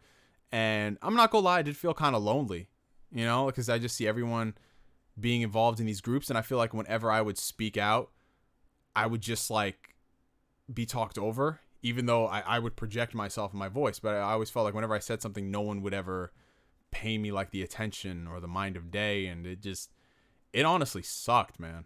It really sucked. Like, just thinking about it now, it gets me kind of depressed. Like, just to be involved and then your voice not really matter that much. So I think that's why I kind of delved into doing YouTube, because when I started doing YouTube and I started interacting with people who were like talking with me because they liked what I said, and we just got this rhythm and this flow going, genuine relationships being formed, I realized that I didn't really have to care about what all these people out here care about, you know? I didn't have to, because there were people here who liked me for me, and I love that. So that was one of the things that I learned growing up in my first couple years of YouTube. So I would just double down on that and tell that to my 16-year-old self. I would just say, you know, you're on the right path. Just keep on keeping on, man. And it's so funny because through doing that, you know, YouTube and everything, I've as y'all know, I've become more of an outspoken person. You know, I've come out of my shell a lot more. If you compare from my early YouTube videos to now, I'm a lot more animated. And there would be people in my real life who, you know, I didn't really fuck with in high school. Not for malicious reasons, but I just didn't care. I would interact with them later, and they would just be like, yo, you're actually really cool. Why didn't we ever hang out in high school? Well, because in high school, you were obsessed with all this superficial, frivolous, like Jersey Shore type of shit. And I wasn't into that. You know, I was more focused on long-term stuff. So, yeah, I guess with the fact that I've been genuine for so long, a lot of people who had like a rude awakening in life after high school, after college, they want to gravitate towards people like that. So that's my answer, Gabe. I didn't expect it to be that deep. I'm sorry, you guys. I just, you know me, I'm very long-winded. I ramble, but I hope that did kind of help somebody, because that's what I try to do with these. I try to just give my advice, and maybe some people are going through the same thing, you know? Oh, we got a $2 super chat from the homie Roosevelt. What games would you love to see at the PS5 event? Well, there's a laundry list of exclusives. Like, I would love to see a new God of War, a new Spider-Man, you know, just the obvious answers. But if I'm being real, I would just much rather see gameplay where we can really see the PS5's the technical improvements, the prowess, as opposed to just like, oh, a teaser of Spider-Man 2 or whatever, you know, because we'll get that eventually. I just want to see how these games perform with that new SSD and just the lack of loading screens and things like that. Okay. What girls like Kingdom Hearts? You'd be surprised. A lot of girls like Kingdom Hearts, man. I'm trying to go to Florida in August for a training camp. However, not sure if the travel ban will be lifted for me since I'm in the military. That's a good question. I peeped the Persona 5 really good. My personal favorite is Persona 3. Yeah, I love Persona 5. I love all the Persona games, to be honest.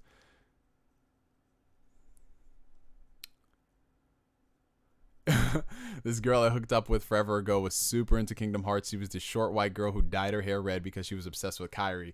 Yeah, Kingdom Hearts fans are very, very dedicated people, y'all. I think I'm one of the few exceptions, because I've run into people who have like Kingdom Hearts tattoos. Like when I went to Warped Tour a few years back, there was a dude who had a freaking, if I can find the video on my old camera, I'll show it. But he had a like the Kingdom Hearts 2 cover, he had it as a sleeve on his arm. I was like, holy shit. So yeah, man, Kingdom Hearts fans, they go hard.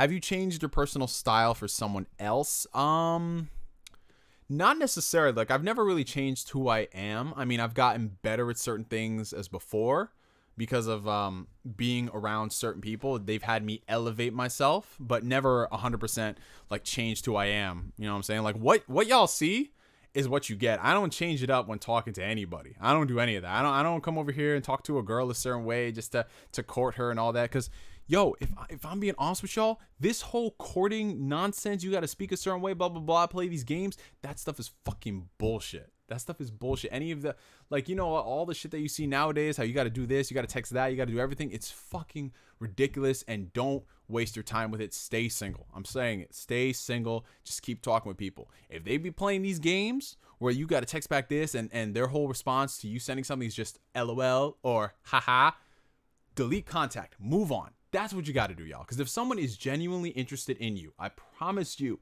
there's going to be none of that back and forth cat and mouse kind of game. You're going to know from the get-go. Ooh, 22 Norwegian Krona super chat from the homie Mohammed. Stream boss. Have you tried Sisha Hookah, Nia? Yes, I have. I have tried hookah. There's a couple of hookah spots actually near where I live. Like, it's about a good 20-minute drive, but we got some hookah spots. It's cool. And it's definitely something that being Ethiopian, like all of my cousins do. They have hookahs at their places, and whenever I go down south, we always just smoke some hookah. God, good times. I think one of the realest experiences that I think I ever had growing up was this past summer when I hadn't seen some of my cousins for the longest time. I'm talking the longest time, y'all. Some of these cousins I haven't seen in like over 10 years. And when we just got together, because, you know, we're all adults now. We're almost 30, some of us. We just all got together, and they, like, I don't know what I was doing at the time. I think I was getting a drink of water for something, and then I just came back in the room, and they just handed me a blunt. I was just, like, taken aback for a second, like, yo, what the fuck is going on? And they're just like, yo, here. I'm like, okay. You know, like it was just so funny, because it's like, damn, we all grown. We all really grown. Because some of these people I haven't seen since, like, 2006, and it's just dope when y'all just, it's really cool. I don't know. Ooh, $5 super chat from Pierre. Who's your favorite Kingdom Hearts character and why? My favorite Kingdom Hearts character is definitely gonna have to be Riku, and if not Riku, it's runner-up Roxas, because I love the stories and the character progression and the journey that they go on. I always say that Riku is a well done, better version of Sasuke when it comes to handling things, and yeah. I'll always be Riku. I love Riku. Oh, shit. Y'all coming in with all the super chats right now. Whoa. So we have a $2 Australian super chat from the homie Matt. What's up? What would be your dream video game? Dream video game. That's kind of tough because you kind of have to narrow it down on genres. I remember in one of the last streams we talked about creating a Daredevil game where you would play as Matt Murdock, and you would do the trials, and you have to round up evidence. So it's kind of like an Ace Attorney style mixed with LA Noire. But then again, when you switch and you play as Daredevil, it's something completely different. You've got like Arkham, Spider-Man Combat, and you would go and you would do the things there. So that's kind of like the game that I would like to play right now. Okay. I was that motherfucker that watched the Nintendo E3 conference during Spanish class. Yeah, honestly, whenever we had computer lab time and I did all my work, I would just go on there and I would watch tons of gaming videos and gaming news and all that, you know? Yeah, man. Don't talk to me unless it's about wrestling, anime, gaming, or comics.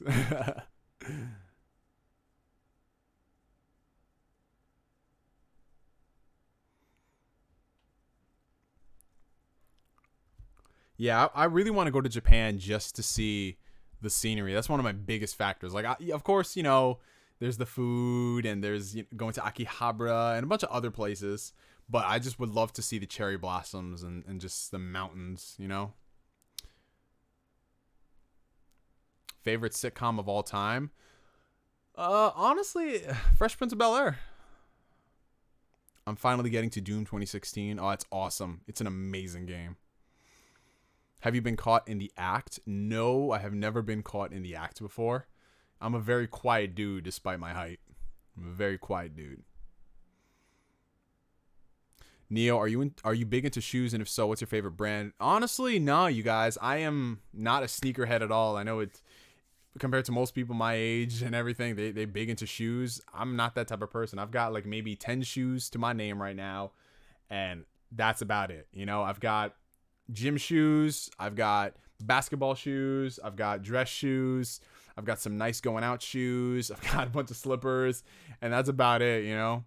Like for me, it's like I find a nice pair of shoes that really work, and I'm like, okay, cool. And then I find one that works with like another outfit or style, and then I go from there. So I'm not really that big into sneakers. All right. Yeah, going to Japan, it's like a whole day trip for me because y'all know I live in New York, so flying all the way is going to be a whole day. Protests over here in London have been crazy, man. Yo, it's been insane over here in the US, man. Like it's been absolutely insane. Why is this? My mic is kind of it's kind of wobbly. I don't know why. It's probably because I dropped it. Gotta tighten this. Yeah, I have no idea why this shit is wobbly. Why are you wobbly? Why are you wobbly? All right. Yeah, over here in the States, it's insane. All right.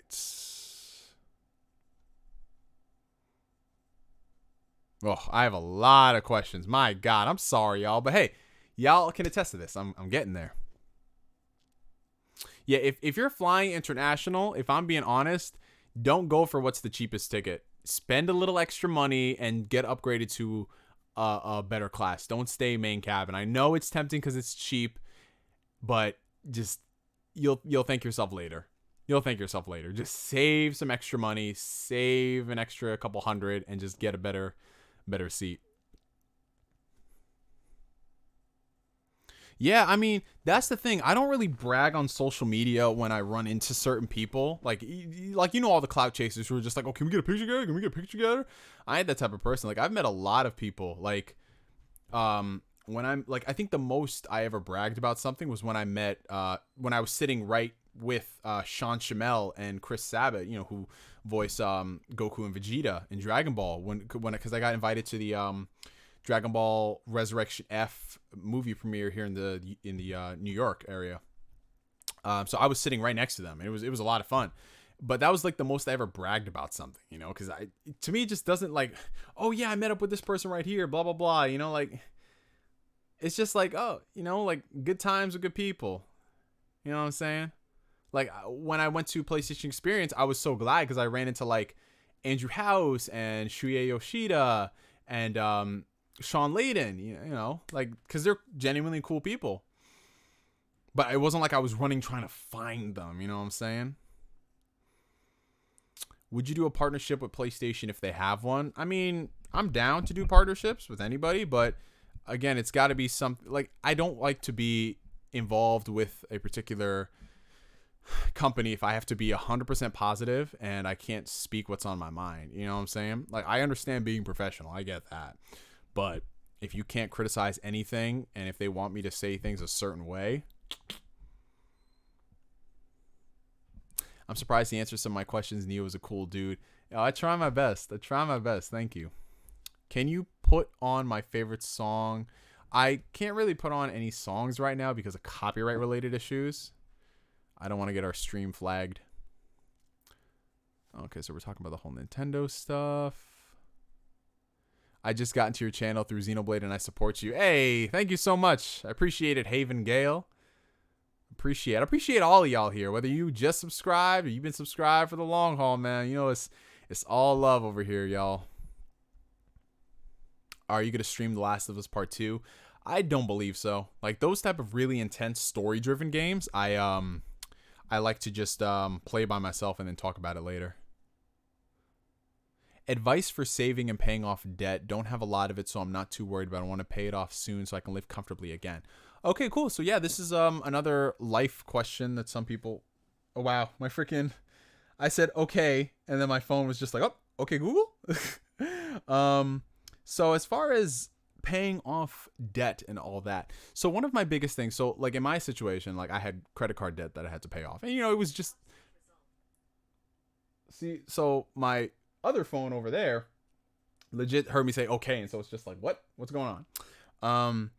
But as far as paying off debt, I can only speak to like my situation is concerned. So I had a couple thousand in credit card debts. I did get a little crazy, you know, because when you first get a credit card, you're just like, oh my gosh, I can buy stuff. So I was over there buying like all these crazy things, and you know, when it came time to pay it after all the interest, you know, they gave you like for me, it was like 18 months, no interest. I was just like, damn, that's crazy.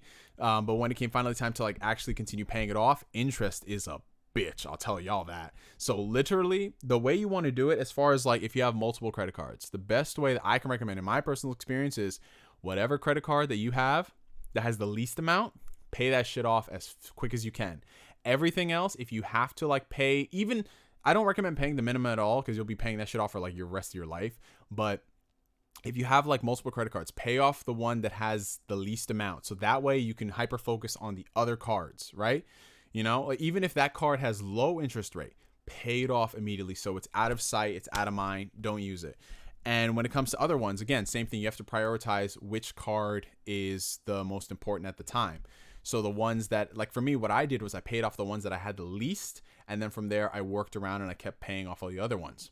And so the best thing I can say is, you know, provided you, like in my case, I really wanted a second job so I can pay off those cards faster. You know what I'm saying? Because the way I was going about it, like with the trajectory and everything, I would have paid off my cards in like 2 years. And I ain't trying to do that, if I'm being honest. I was like, oh, hell no, I'm not paying. Because the thing is, y'all, when you get older, you want to have less freaking recurring payments and bills as you can.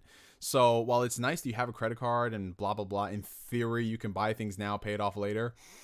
You just don't want that reoccurring monthly payment. You don't. You want to have the least amount of monthly payments you have. You want to focus on your monthly payments being like a phone bill, internet bill, you know, if you have a car note, if you have insurance, things like that. You don't want to have like a freaking credit card bill right there. And since it's a high amount, you know you have to pay more. And then on top of that, with the interest and all that, it's not good. So pay off all of the cards, whichever is the least amount, do that. And once you've paid off everything, I know a lot of people say, oh, I'm never going to use my credit card again. No, that is stupid. That is foolish. I don't know why people say to do that. Because if you are a sensible individual and you realize that it took one time of you having like $5,000 of credit card debt to get it through your head that, whoa, this is not a good thing. What you can do, and this is what I've started doing, is once you paid everything off, right? Whichever card has the most incentives attached to it, use that card like you would your debit card. So in my case, I have a Chase Freedom. And with Chase Freedom, you know, you get the cash back and you could use the points that you accrue to get rewards and everything, right? So I would use that card, like if I'm going to the grocery store, I spend like $50. So I'd use my credit card to get those extra points, and then I pay that off. And then with those points, I can redeem it for like anything. You know, it'd be like an Amazon gift card, or for example, like it's like a something off of this website. And then every now and then, if you have a really good card, they'll have promotions available where it's like, oh, you get triple the amount of points if you shop at Sephora or at Apple or something. Like I have a Best Buy card, for example. And with that Best Buy card, they have all these promotions where it's like, yo, if you buy gas during this month, you get triple the amount of points. If you go ahead and spend like $100 in like 5 separate transactions of 20, you get a $50 Best Buy reward certificate. So that's $50 that you can use at Best Buy just for using your card. So let's say, for example, yeah, you were going to spend $100 a month anyway, use it on your Best Buy card, and then you just pay it off normally, like right then and there with your debit card. You get the points at Best Buy and you get $50 on top of that. Like, what? Like, that's insane. So that's the smart way to use your cards. Like, don't go out there and use any old credit card just because you can. No, you want to get the cards that have the best rates and also the cards that serve your purpose. So if you're somebody who does a lot of traveling, you might want to look into like a Delta American Express card, you know, or an American Airlines type of card. Because that way you gain a lot of points, which equate to miles, and you end up getting free tickets. Like the amount of people I know who have like that Delta American Express card is crazy, and they get flights that pay for themselves just because they were using that card anyway. So those are just some of my tips and advice as far as that is concerned. Like I said, everybody has their own way of going about things that might be completely different, but the biggest takeaway that I always recommend to people if they want to pay off debt, pay off the card that has the least amount first, work your way through there, and just if you can, pay it off as much as you can. Do not prolong it. So if, let's say, for example, you want to go ahead and do such and such, you might have to stop going out to eat like as much as you normally do and use that money, throw it at your credit card, because then once you pay it off and you start saving more of that money, you can be a bit more flexible and then go out and not have to worry about it. You know what I'm saying? So yeah, that's honestly what I recommend. Your phone wanted attention. Yeah. I got 2 phones, y'all. I got 2 phones. What's wrong with that? I don't see a problem with that. No, but for those who are wondering why I have 2 phones, the reason why is when I opened up my T-Mobile account, it was like, oh, if you open up one, you get one free. You get a free line. So I was like, okay, I got a free line. And my old phone was kind of screwing up because I had a Samsung Galaxy S9, and I have the worst luck when it comes to the Samsung phones, like the mainline phones, like not like the Notes. And I needed another phone. So I noticed I had this second line. So I'm like, why don't I just get another phone on this line and just keep it as is? So I have 2 phones. One of them is already paid off, and I have one that I'm paying right now. And that is like my backup phone that I use when I'm in the gym, like listening to music, or if I'm like at home doing whatever, or, it's just like a backup phone. And I'm not paying for it. So it's not like it's extra money coming out of my bank account, if you know what I'm saying. But yeah, I don't actually use it as a phone per se. I honestly should, as far as like a business. If I really got this up and running as like a business, that could be like a business phone number, so I don't have to give out my regular one. Possibility. Let's see. Honestly, I met Sean Shamel and Chris Sabat. I wouldn't say they're at celebrity level. Well, no, I'm not saying they're celebrities, but when it's like people in the community who know them, they're elevated by comparison. But I don't like to brag about that too much. Whether I meet Sean Shamel or if I meet freaking, like if we're going outside of the realm here, if I met Kevin Hart, it's not like something I would rush to say, oh my God, look, it's this person, But yeah, keep on with the questions, y'all. Y'all are asking a lot of good questions here. I like it. Oh God, here's all y'all's responses to me with that, with the drinks.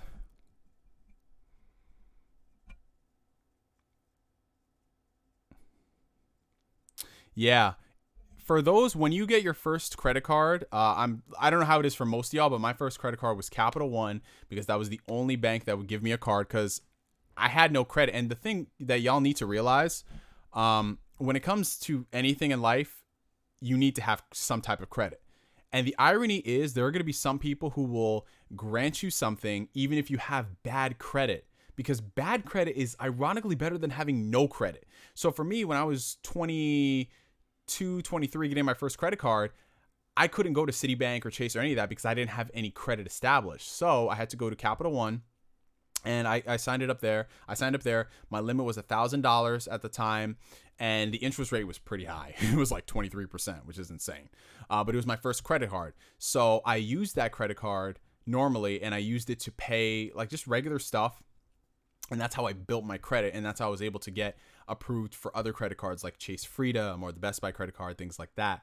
So whatever credit card you get at first, use it like you would normally and look at it like using a debit card that you just pay off immediately. And then that's how you build your credit slowly but surely. And then once you get that credit, you can get approved for like really good cars. And eventually at some point, once you really build your credit, you get approved for like an apartment or a house or things like that. All right.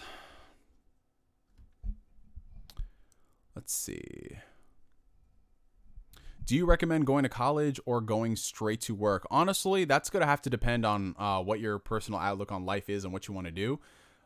When it comes to things nowadays, we're seeing that college is not necessarily as necessary to succeed in life as it was pimped out before. For very specific fields, I definitely think so. Then yes, you need to go if you're going into the medical field. If you're going to become a lawyer, if you're going to a lot of those things, I feel like college is necessary because they're very specialized things. But for a lot of other things that are out there that are very much so kind of up in the air, Like, there are people here who are YouTube millionaires. There are people here on YouTube who never went to school, but they're doing fine because they make this their business. They didn't have to go to school for a business degree. They didn't have to go in marketing. They just know what they're doing and they're passionate. And again, it's the same thing. It comes down to if you want to learn a particular trade, right? If you want to go to become an electrician or a plumber, like, people are always going to need those things, and you could get paid really freaking well. So if you're going to school because you want to major in something that's, I'm not going to make fun of people, but if you major in like lesbian poetry or something like that, is that really going to land you a job and say you just had a college degree? So you kind of have to weigh your options. If you're not really particularly, if you don't know where you want to go, then don't go. Just do what you can out here, and then eventually you might find where you want to end up in life. So that's why I don't really like to give the answer saying you need to go, because as we've seen nowadays, there's so many people who don't go and they actually make a freaking they actually find themselves making a good living, a genuine living, not like any of these weirdo reaction whores and, I dated myself with that one, the reaction whores who just react to like life tragedies and everything happening. So yeah, it comes down to what you want to do in life, and who knows, maybe you might work for a little bit and you find your passion is helping people and you want to go into the medical field. Go ahead, do it. So that's why I don't like to say yes or no to either. But yeah, shout out to all the people in the chat. We've got close to 100 people. Shout out to y'all. Shout out, shout out, shout out.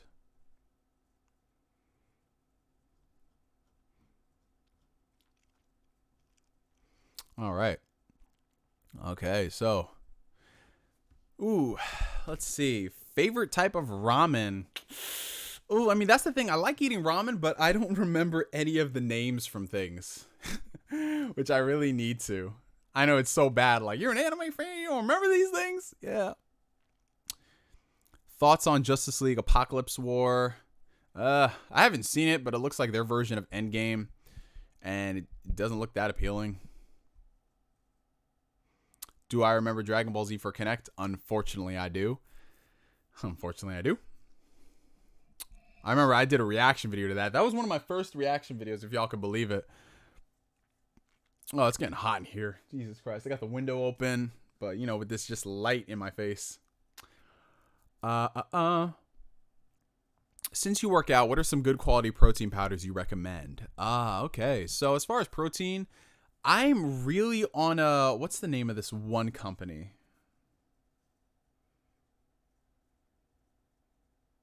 I got to go look up the name of it because it's really good. Hold on, I'll be right back. It's in the kitchen.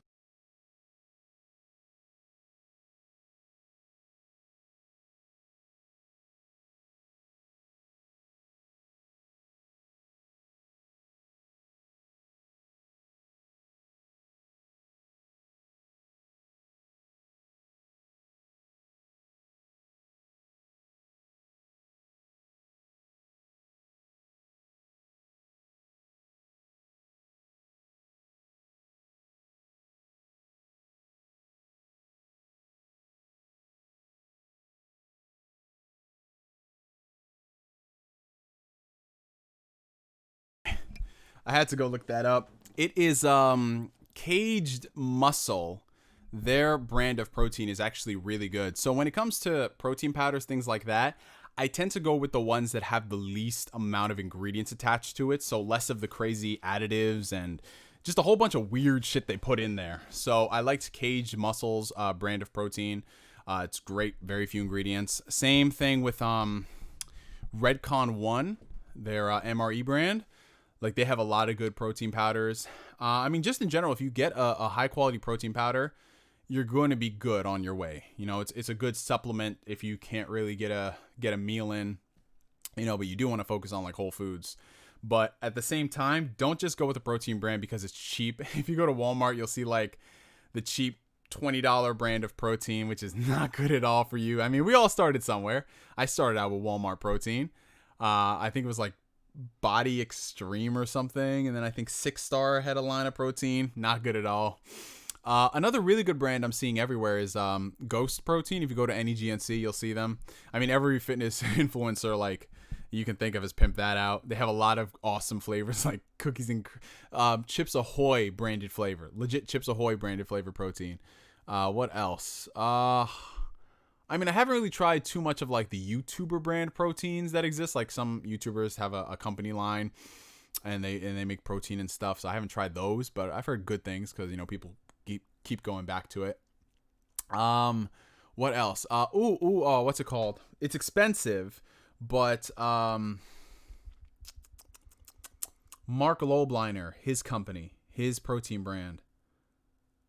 Oh my God, it's so good. I gotta look this up. It's a little pricey by comparison to most, but it's very good tasting.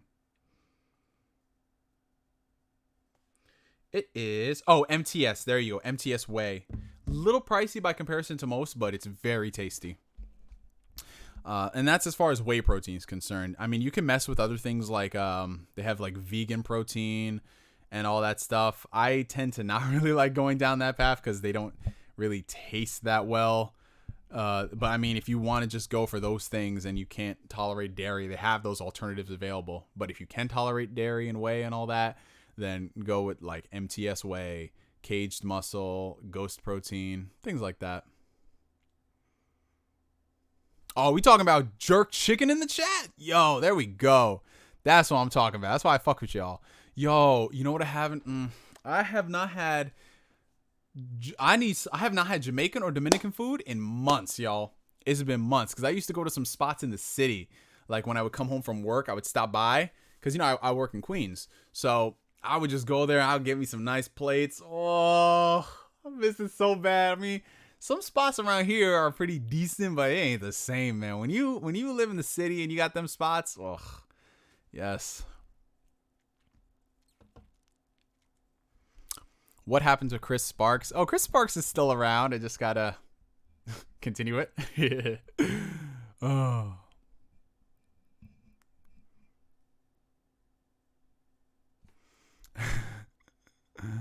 That's so funny. Look at all these comments. Yeah, I really want to go to Germany too. Nia, what prescription are your glasses? How blind are you without them? I don't even remember what my prescription is, to be honest. All I know is I can make out stuff and I can see stuff, but if I really wanted to read something, I have to squint. So me squinting right now is how I'm able to read like any of the text here. I can make out that there's text, and for certain things I can read, like, for example, I'm looking at James Wayne's comment, do you believe in any conspiracy theories? I can read that. And I'm about, let's see, about like 2 feet away from the monitor. So I don't know. I have to check what my actual prescription is. I'm not blind, but yeah. Do I believe in any conspiracy theories? To be honest, not really. I don't necessarily think that, oh yeah, that's definitely conspiracy. I do believe, however, that there's a deeper meaning to a lot of the stuff that's going on in the world. I don't think it's as clear cut as people are making it out to be. Like, there's just a lot of things that are just a little too spooky. Like what's happening right now, you know? That's why you always have to keep both eyes open. How long your first playthrough of Persona 5 took? My first playthrough of Persona 5, it took me about 140 hours.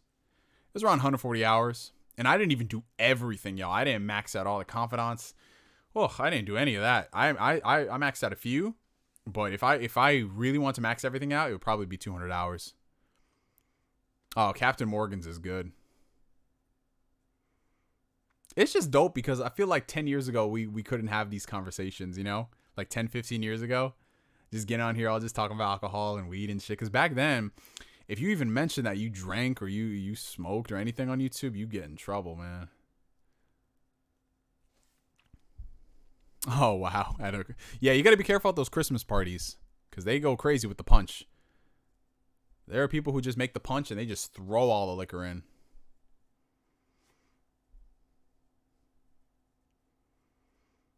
What are your thoughts on the Xenoblade remake remaster? I'm enjoying it. I haven't put a lot of time into it though. On the sensu bean gains, yeah, y'all. I mean, you know, you've seen the growth. You've seen the growth from the past few years. we making those gains. We doing what we can do, man. Because right now, what I recommend to y'all is, most of y'all are in your 20s. I know some of y'all are in your 30s. Some of y'all might be 19. But the one thing I just always preach is, if you got the time, invest in your health. Health is wealth, as cliche as that sounds, but it's very important, because as the older you get, your body starts breaking down. And what we want to do is try to prevent it as long as possible. We want to keep ourselves fit and spry, and we just don't want to be sitting here complaining about aches and, tight joints all the time. Like, it's just, you can mitigate a lot of those with doing some type of exercise and corrective stretching and, just really rehabilitating your body. Let's see. Baby Neo. That's right. We're getting to that point where we're talking about all that stuff. Yep. Yeah. I mean, I'm very transparent about a lot of things, as you guys know. That was what I told you, that story. That was a very personal story for me. And I just felt like sharing it, because I think a lot of people have gone through similar situations, because, we're all in the same situation where we just don't fit in anywhere. And then we just find the people who become our family. And it's just an amazing feeling, Like, some of the most fun I have is when I get to hang out with you guys here whenever we do streams. But whenever I meet some of y'all and we go to conventions, and then after the conventions, we hit up bars, and that's a lot of the stuff that I don't really talk about on social media, because I like to be in the moment with the people. Like, for example, I'm going to tell y'all this story. I actually met one of my subscribers who lives up in, if any of y'all live in New York State, he lives up in Rockland County, right? So, near West Nyack and all that. He's legit one of the coolest people that I know, right? He lives up there, and he was just like, yo, man, you got to come up at one time. I said, yeah, why not, dude? So for me, it's about a 30-minute drive up there, 35 minutes. And we went to the Palisades. Any of y'all know the Palisades? Y'all know the Palisades Mall? Comment down below. I know some of y'all Jersey folk know.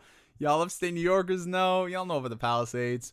But the Palisades is like this big-ass freaking mall. Like, if your mall's got a Ferris wheel, you're doing good for yourself. So we met up there. It was late at night. It was like 10 o'clock. We hit a Buffalo Wild Wings. We got ourselves a few drinks, and we were just chilling. We were reflecting on life. We were having fun. And then we went to go see Mission Impossible, Ghost Protocol. Right? No. Ghost Protocol was the fourth one. Rogue Nation was the fifth one. So we saw the fifth one. Right? And then afterwards, we went back to his crib. We just smoked a fat blunt. Like, it was fun, man. Like that, like I don't broadcast that shit on social media like that, because I'm not trying to look like I'm going for attention. But some of the coolest times I have is just meeting up with y'all, and we just doing stuff. It's legit fun. It's fun because we all have mutual interests. So it's literally like we go from texting and then we're talking, and it's just like nothing really changed. You don't have to say, hi, hello, my name is such and such. You know what I'm saying? Yeah. Top 5 Disney movies. Oh, well, not in any particular order, but The Lion King, Atlantis, Treasure Planet, Princess and the Frog, and I guess Zootopia.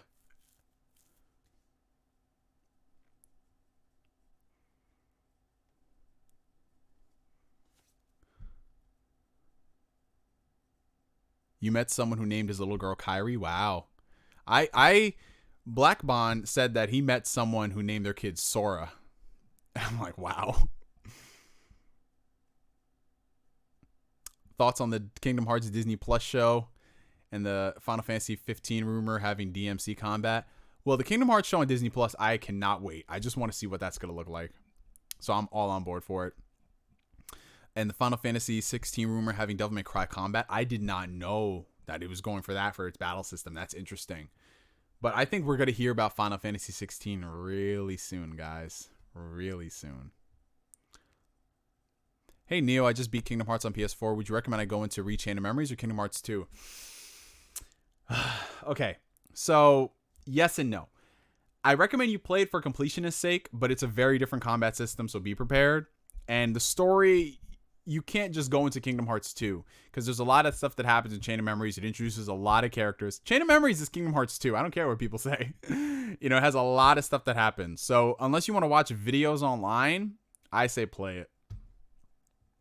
Is Yamcha the greatest DBZ character? I don't know. I'll leave it up to y'all. Oh, Big Chungus is a fan of the channel. What's up? What is going on to everybody in the chat? Oh, shout out to the 104 people watching. We going on 2 hours. Shout out to y'all. Shout out to y'all.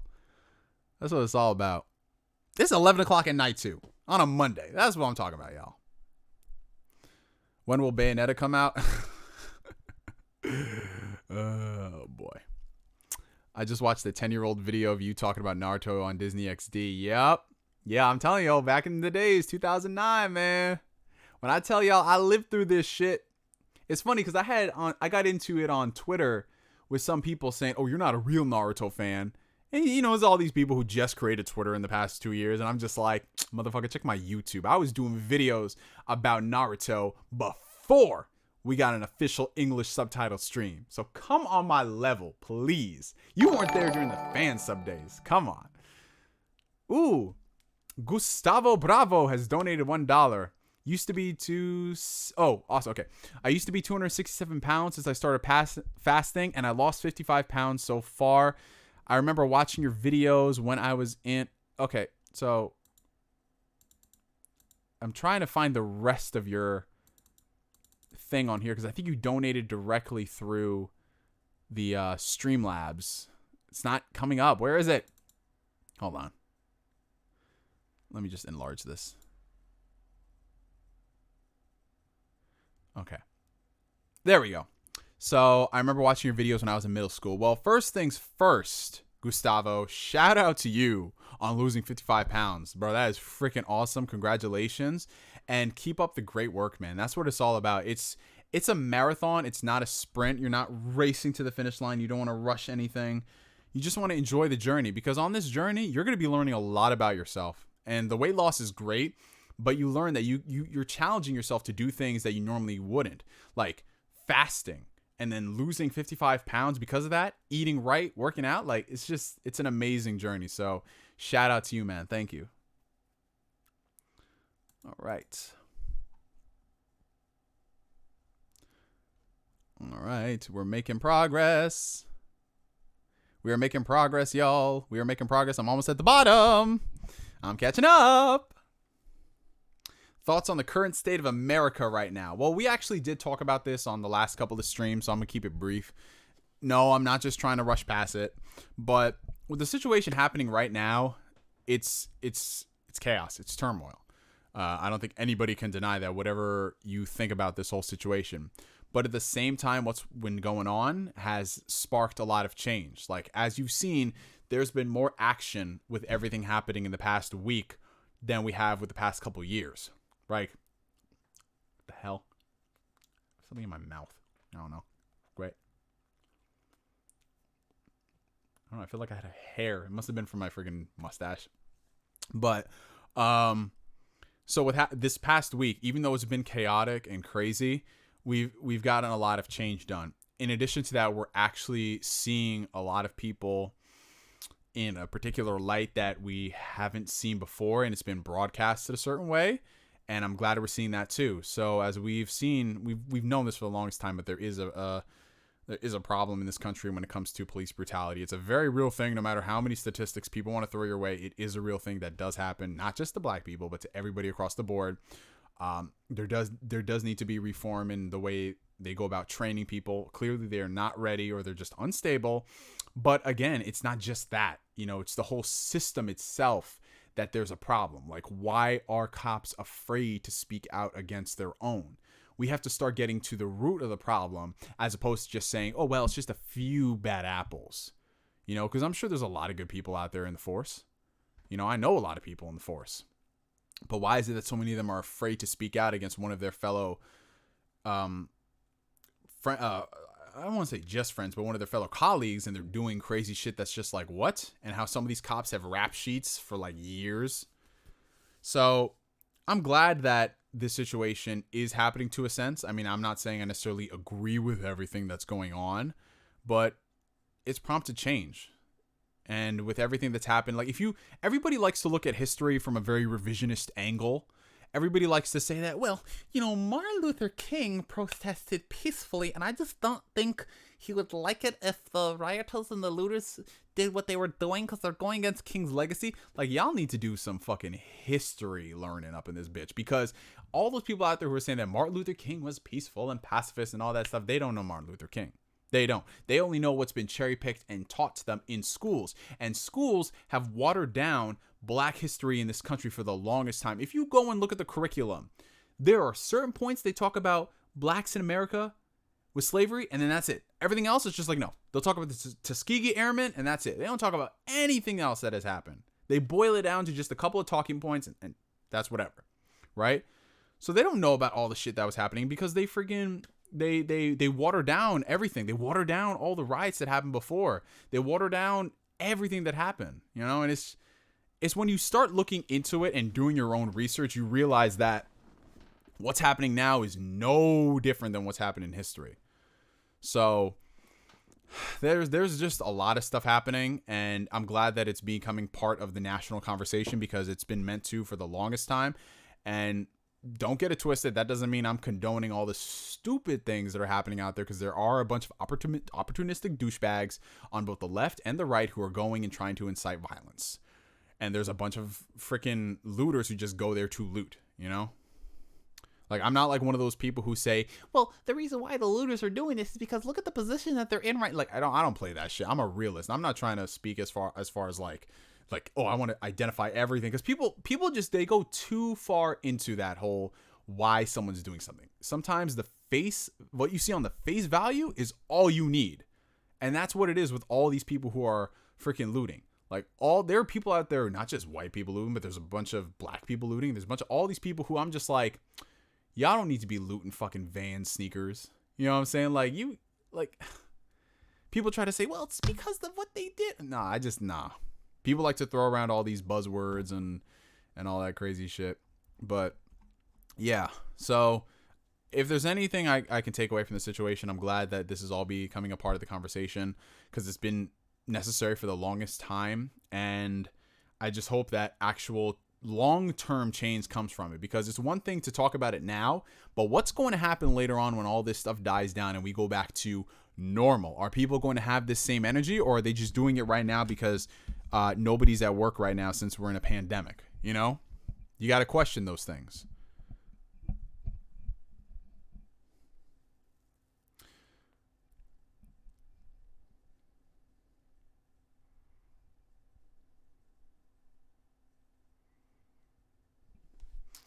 But yeah, that's the basic gist behind it. I didn't want to get too deep into it, but it just tends to happen. But I know someone asked a question right here about where is it? Somebody asked a question about defunding the police. I have to find it, but someone asked my question: should we truly defund the police? As a whole, I don't necessarily agree with defunding the entire police force. I think that's kind of an asinine decision. What I think we need to start doing, though, is putting their backs against the wall and asking for more accountability. Because if you have legit officers on the force who have numerous complaints leveled against them, and you think that's okay as a freaking like, yeah, this is fine because everyone has it, like, what is going on?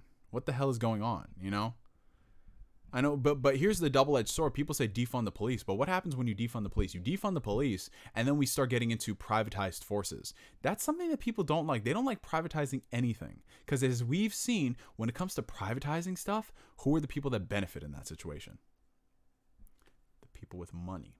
So I see all of these rich, elite, liberal types saying, defund the police, defund the police. You want to know why they're saying that? They're saying that because they got the money to afford security. Like, people over here. Now, like I said, I'm not saying that we need to do more policing in general. I'm not saying that at all. We just need better police. That's what we need, right? because there's some communities that we see where the police don't step foot in and they're just shitholes, you know? Likewise, we see situations where when the police start over policing, there's a lot of crime. So again, there's no simple answer to this. There isn't a simple answer like people like to say. It's just stuff that you have to take on a case by case basis and see what happens. That's why I'm not in favor of like wide sweeping this, that, like those big words people like to throw out. I'm not a fan of that, because what does that mean? What does that realistically mean?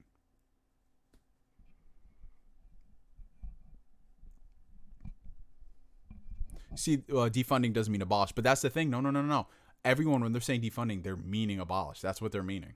The vast majority of the people are part of the movement. That's why I have to say you got to be specific with your wording of things. Because I agree, there's certain things I don't like about the police force. The fact that they have these military grade weapons, that's a little too much. Like, why are you doing that?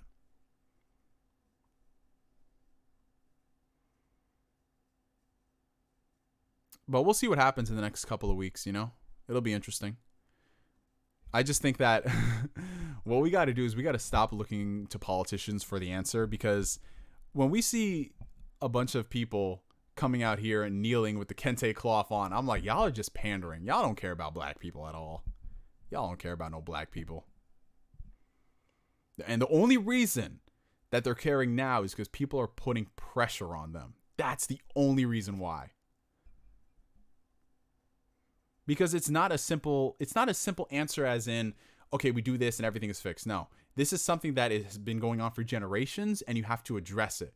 You know, we have to start putting money back into certain things. And not only just that, but we need to start putting better people in charge of these positions, because the people who've been running education in this country, not just for this administration, but for the past like 50 years, have been doing a terrible job.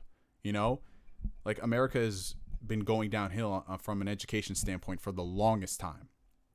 So we need just a complete, like, top to bottom refresh of people. And we actually have to get on the same board as far as like what we can do. So we have to invest in better education, and we have to invest in social services. We have to invest. Like, one of the things I don't understand for the longest time, and I know it's a meme, but when people come out here and they say like schools need to start investing in teaching people life skills and traits, why don't they? Like, why don't they do that? Because that's something, the fact that people don't know, like, first off, how to balance a checkbook, learning about taxes, things like that.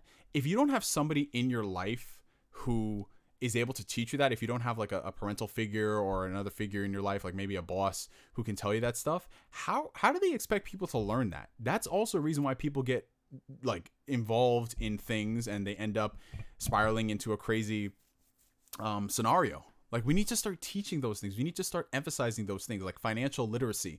And it just sucks that we now have to wait for like celebrities to partner up with these big companies to do stuff like that, like financial literacy, financial fitness, things like that.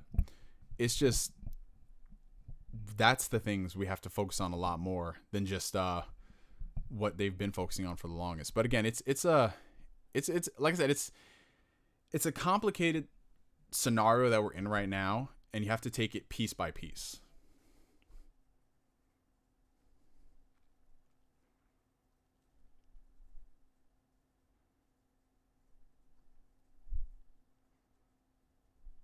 I've seen that you have visited Texas plenty of times. I'm from Houston and wondering if there would be a chance you'll be in Houston. Would love to hang with you one day. Well, I love going to Texas. Texas is like my second home. I used to take frequent trips to Texas a couple times a year. I haven't been there since 2018, however, which sucks because 2019 I was so busy, and whenever I wanted to go, things came up. But I would love to go. I've only really been to like Dallas and San Antonio. I have not hit Houston or Austin, so those are both on my list. But whenever I do head down there, I will definitely put up a note saying, hey, I'm going to be here. I'm going to be doing this. Let's hang out, y'all, and we'll have fun. Mr. Platin, I can't pronounce that. Can't we all just love each other like I do Neo? A way that might be a little too intense and passionate love for the world to handle. This man sounded straight up like an anime character. I can't. Oh. Yeah, I mean, growing up, I had some good history teachers. I really did. But a lot of the stuff that they were taught, like they were told to teach from this curriculum, is just not good at all. Like, we literally spent maybe 2 days talking about Jim Crow. 2 days. We didn't even learn about Black Wall Street. We didn't learn about some of the shit that I learned after high school. We didn't learn about any of that. But we damn for sure learned about Christopher Columbus every single damn year. I got so tired of it. Like, man.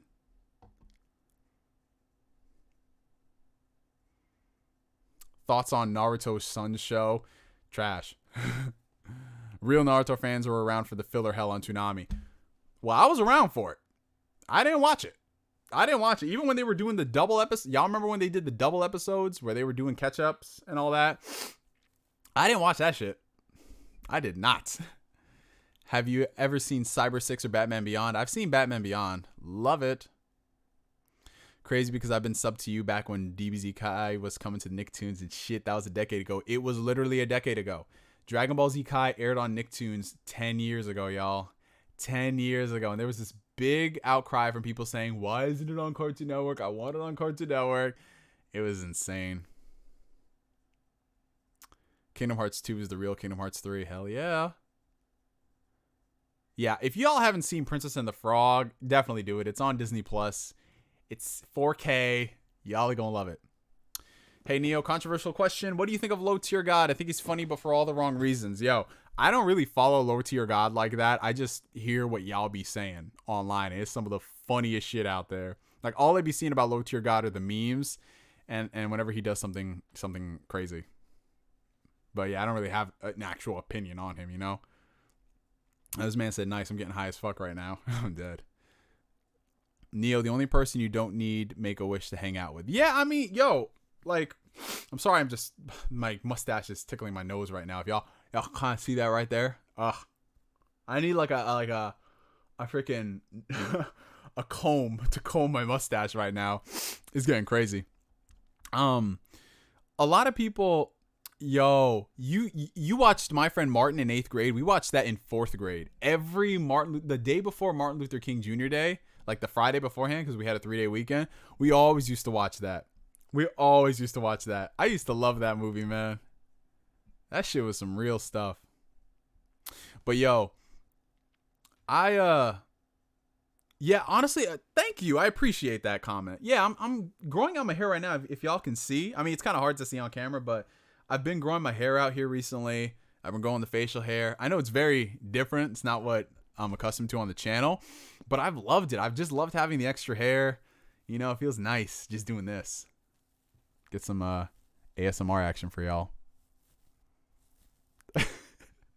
But yeah, I think if anything, because the barbershop's open this week over here in where I live in New York, I think I'm gonna make the sides bald. As you can see, they're coming in patchy, but I'm gonna make the sides bald. I'm gonna take off like some of the split ends, and I'm gonna keep the length. I'm definitely gonna keep the length up here, and as you can see in the back, so it's got like, I got like the tail here too.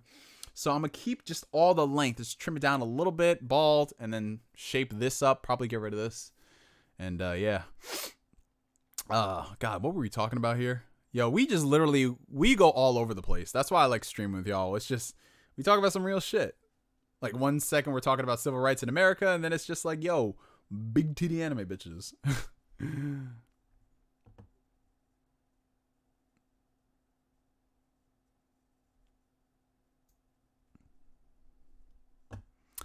Yeah, schools, they do water down all history, but let's be real. There is a big emphasis on excluding shit that happened to black people in this country and just in general. I mean, I know they can't teach everything that happens in the world. Other countries don't do the same either, but there's just like too much happening to blacks in the US for them not to talk about it. But we had to learn about Christopher Columbus every damn year on the T. I'm not even one of those people who be like, fuck Christopher Columbus. I don't waste energy with that. But it's just stupid how we learned about him every year. Every fucking year. Are you a fan of Japanese cartoons like Ultraman, Masked Rider, and Power Rangers? Yeah. I grew up watching a lot of Power Rangers, as y'all know. Time Force is my favorite series. Ultraman and some of the other stuff, like Kamen Rider, I've wanted to get into, but I just never did. Because I was always like too overwhelmed, you know? but they always looked really fun. Did you know there's a new Batman Beyond Blu-ray? Do you have it? No, I don't. I haven't even picked up the animated series Blu-ray. Yeah, also back to what Ronnie was saying about the whole Make-A-Wish thing. Yo, I know I go off on this rant all the time, but I can't stand when I see Gabe, son, are you in the stream? Gabe is one of my moderators. Well, Gabe in general is one of my closest friends. And he also moderates the Discord and stuff. But he was just telling me how there was this one chick who legit you had to, I want to see if he actually shows up, because he says he has me on his other screen and he's listening while he's playing games. So if he shows up here, I'm gonna be dying. So he was telling me how there's this person who he just I guess it was brought to his attention again that she pays people to get on her Discord server. Like, well, she asked for people to pay to get on her Discord server. And I don't. Oh, see, here he is. Yay, there he is. What up, Gabe? No, we're just talking about how you told me there was that one content creator chick who's like asking people to pay to get on her Discord server and shit like that. I don't do any of that shit. I know it's all about, making money, securing the bag. But at some point, if I ever had to pay to get on a Discord server, a Snapchat, things like that, hell no. Hell no. What? Like, for me, it's like, you don't got to pay money to do anything. We just talk, and that's it. That's it. Like, I've been here way before people could even make money on YouTube like that. I didn't make any money on YouTube. I wasn't a YouTube partner because I didn't really apply for it until I was like 4 years into YouTube. And even then, I get a nice check from YouTube every month. It's nice. It pays a bill. But I'm not like, I need to do all this to make the money. Hell no.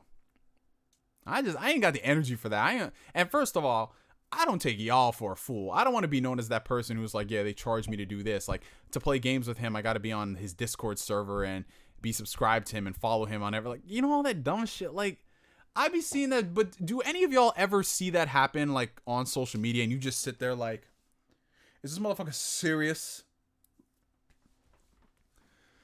Like, I saw somebody say that for the price of a fast food meal or a dine-in restaurant meal, you could help support your favorite content creator.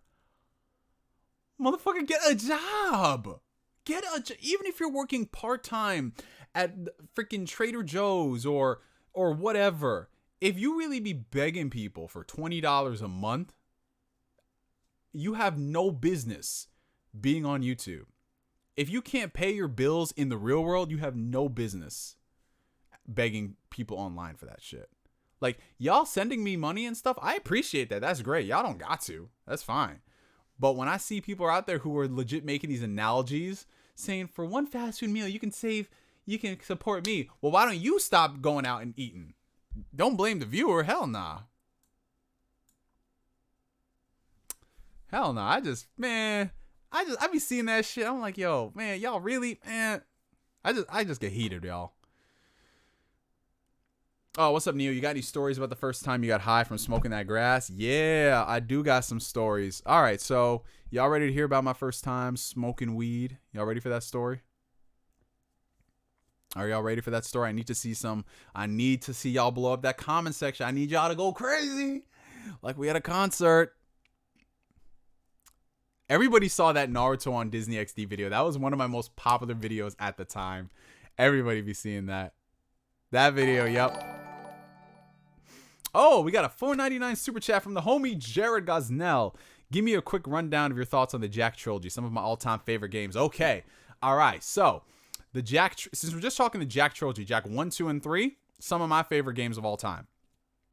Jak 1 was my very first PlayStation 2 game, if y'all can believe it. Well, I mean, it's not too surprising at all, but it was Jak and Daxter in addition to Monsters, Inc., because I remember we rented that from Blockbuster.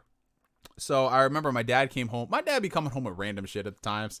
He came home with a PS2 from Costco. He was just like, here you go. And I got you a game. I was like, oh shit, this is dope. Now, this is not the PS2 that I got for Christmas the following year. Because I don't know what happened, but we ended up returning the PS2 because I think it might have been defective. And then the next year we got another PS2. it was weird. So we got the PS2 and I played Jak and Daxter. I remember that was one of the first games where I really played it from like morning to night. And I remember it's so funny because I legit did not get that far in the game at all. I remember getting stuck on one of the places. I remember I had to do something to get onto. I couldn't traverse. I remember that's what the problem was. And then I just stopped playing it after that one day. But then I got the PS2 again and I played Jak 2. I played Jak 2 like crazy because I remember I got it. I think it was on sale at the store and that's why I picked it up with Jak 1. So this is probably like 2003, 2004. I think it might have been 2004. But I picked up both Jak 2 and Jak 1. And Jak 2 was literally like that game for me. I felt like such a badass playing Jak 2 because, you know, it was like so much grittier by comparison to the first one. And I was like, yo, this is great. And I just loved how they changed things up and you could ride the things over the city. I think Jak 2 might have been my first big open world type of game. Well, there was Grand Theft Auto as well. But I think that might have been like my first big open world game on the PS2. Oh, shit. But I love playing Jak 2. I played it multiple times. And then Jak 3 came out. I remember I got it for Christmas that year. And I remember getting just absolutely wrecked by that story. I ain't gonna spoil shit, but because I think the Jak games are great and y'all should play it. They're all on PS4, by the way. The end of that story was just so like it pulled on my heartstrings with what was going on. And I just thought those games were just genuinely fun too, you know? Like Light Jak and Dark Jak and just everything you can get into. Damn, I kind of want to go back and play it. Fuck, man. And of course, Jak X Combat Racing. You know, y'all know what it was. But yeah, thank you for that. Okay, so let me see if y'all yeah, shout out to Jak. We got all the Jak and Daxter fans in the room. Yeah. All right. So y'all ready for the story? The first time Neo got high. All right. Okay, so the first time I got high was actually not through smoking. It wasn't because it was I experimented a lot in college. One of the first people that I met in college, right? He had gotten into like doing a lot of things like baking and brewing his own beer. So he said, yo, I just baked a batch of brownies and I was wondering if you could be one of my test subjects to see if they tasted good. Right? I said, okay, man, sure. So I remember he baked a whole batch of brownies and I guess he wasn't really satisfied with his results. So he was just like, yeah, man, I'm gonna stop baking brownies. But if you want, here's like a third of the tray. You can have it if you want. I said, hell yeah, sure. So he gave them to me in aluminum foil. And I remember I felt like I was walking home with like some type of contraband. I was like, you know? So I remember he gave it to me and I had it. I didn't know where to keep it in my room. So I stuffed it in my my Uncharted special edition for Uncharted 3. You know how it gives you that big box, right? I stuffed it in there, and I had it, and I was like waiting. Oh, when should I try this? You know, should I try it tonight or should I try tomorrow? Well, tomorrow is Saturday, so you know I'll probably try it then. So I remember it was like Saturday afternoon, and I was bored. I really had nothing to do. And so I was just like, yeah, I'm going to try one of these brownies, right? So they were like about this big, right? And I was like, all right, cool, I'll try them. They felt like little, like y'all know those little brownie bites that you would get. I don't think they were Entenmann's. They might have been Entenmann's, but they were like that size. So I was like, okay, I'll have a few. And I remember I had one. I waited about an hour and a half. Shit didn't kick in. I was like, oh, maybe that's the reason why he wasn't happy with it. You might need to take a lot of them just to feel something. So I went back downstairs and I ate like 3 more. I ate 3 more and I was just like, all right, cool, fine. So I was eating them. I went back to my room. I put on a movie, start watching, and I noticed something. As I was watching the movie, I kind of started to feel like, you know the feeling you get when you feel like you're falling asleep and you feel like you're kind of like you get that jolt, like you feel like you're falling? I started getting that feeling, but I was wide awake. I was wide awake and I was like, what the fuck is going on? Right? And I remember I was watching Inception at the time. And so it happened the first time. I was like, all right, whatever, you know? And then I start feeling like my body, like really, like, it was so weird to try to describe it, but I was just sitting there and my body felt like heavy. And I felt like my body was moving, even though it wasn't moving. I was just like, what the fuck is going on? So I started like going like this. And I was like, oh shit. It started to kick in, right? And so I remember I was watching Inception, and that movie already, Inception is very like a cerebral type of thing. So I was watching it and I couldn't concentrate because I was tripping. When they were doing that scene where they were like walking on the staircases and going to different parts, I was like, what is this? And so after that, I remember going downstairs because I was hungry. I got the munchies. Going downstairs, I got cereal, but there was no milk. So I was like, oh, fuck it, I'll just eat cereal. I got myself a whole bowl of Honey Nut Cheerios, right? Went back to my room. I had the bowl, and then like 2 minutes later, as I was eating, I was just like, when the fuck did I get Honey Nut Cheerios? And I was just like, oh shit, I'm freaking tweaking, man. So after that happened, I was just chilling, literally just thinking about stuff, just contemplating everything. And I remember I put on YouTube just to see if it would be funny. I went and I listened to Alvin and the Chipmunks music of like songs. So the Pokemon theme, like I will travel across the land. That I was listening to that chipmunkified. It was the funniest shit in the world.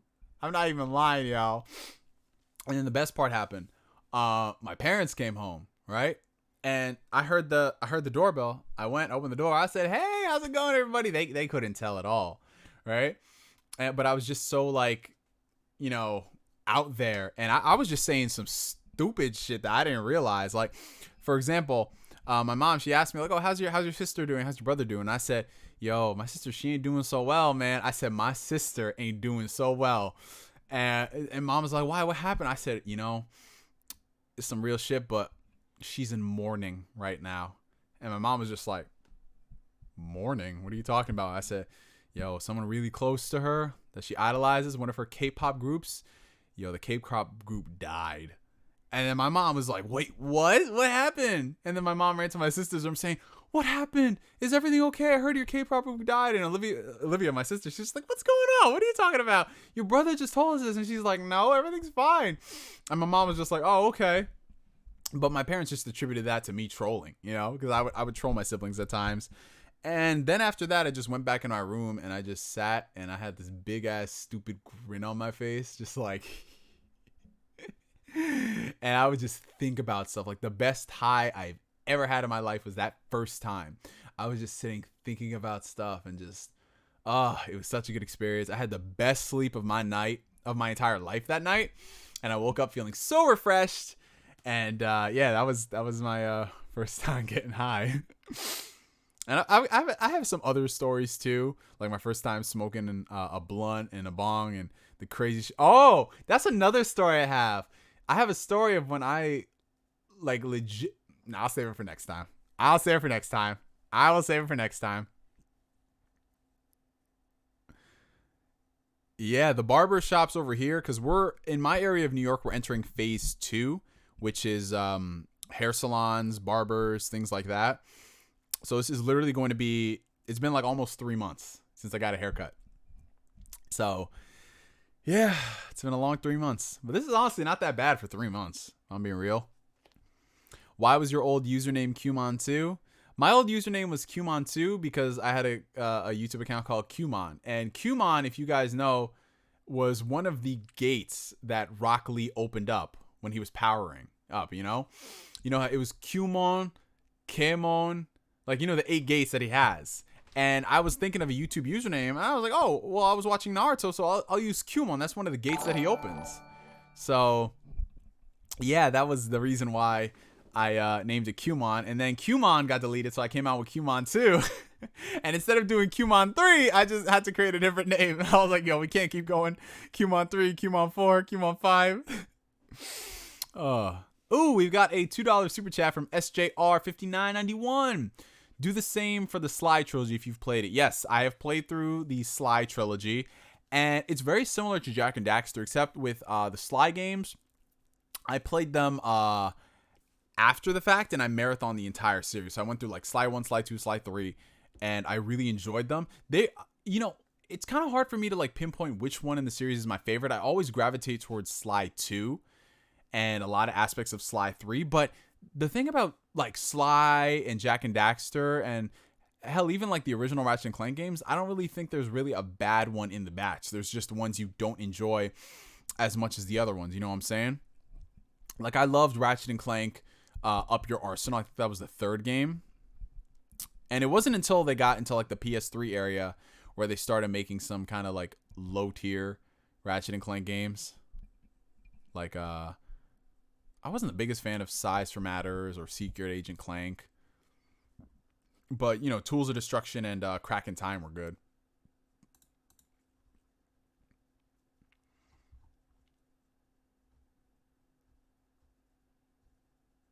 Damn, we really got 100 viewers and we're almost at 3 hours. Shout out to y'all. Yeah, so that was my first trip, guys. And I have other stories to share too, but I'll save that from other times, Yeah, he's like, nah, bro, I need to know. Well, if I was one of those YouTubers, I'd be like, well, we have to hit a donation threshold. And I'm like, hell nah. I think it's fun if we just save it for the next time, I can't divulge all my secrets. Take it easy, Avanti. Take care, brother. Thank you for coming to the stream. The stories be draining. Yo, I'm telling you, these streams, we draining and we reinvigorating at the same time. We talk about some real shit, but at the same time, we joking around.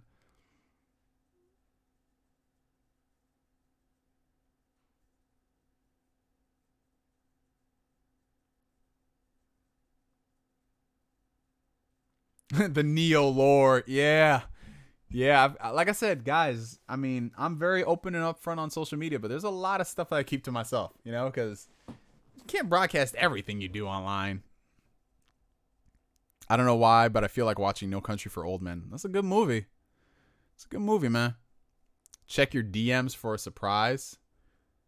What DMs? I got a lot of DMs. Which DMs? You gotta specify.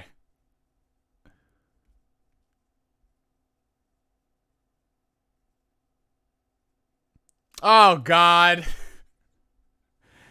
Damn it. Post that in the Discord. Post it in the Discord. So everybody could see.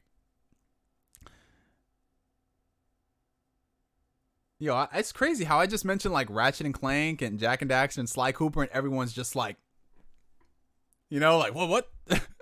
That's dope. Have I played any of the Nier games? Yes, I've played Nier Tomato Bisque and I've played parts of the first Nier. I didn't really get too far into it. It's kind of rough around the edges.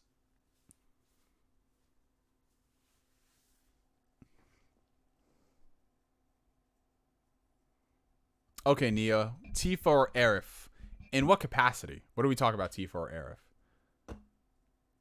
Because if we're talking about like best girl, I'd say that's Tifa.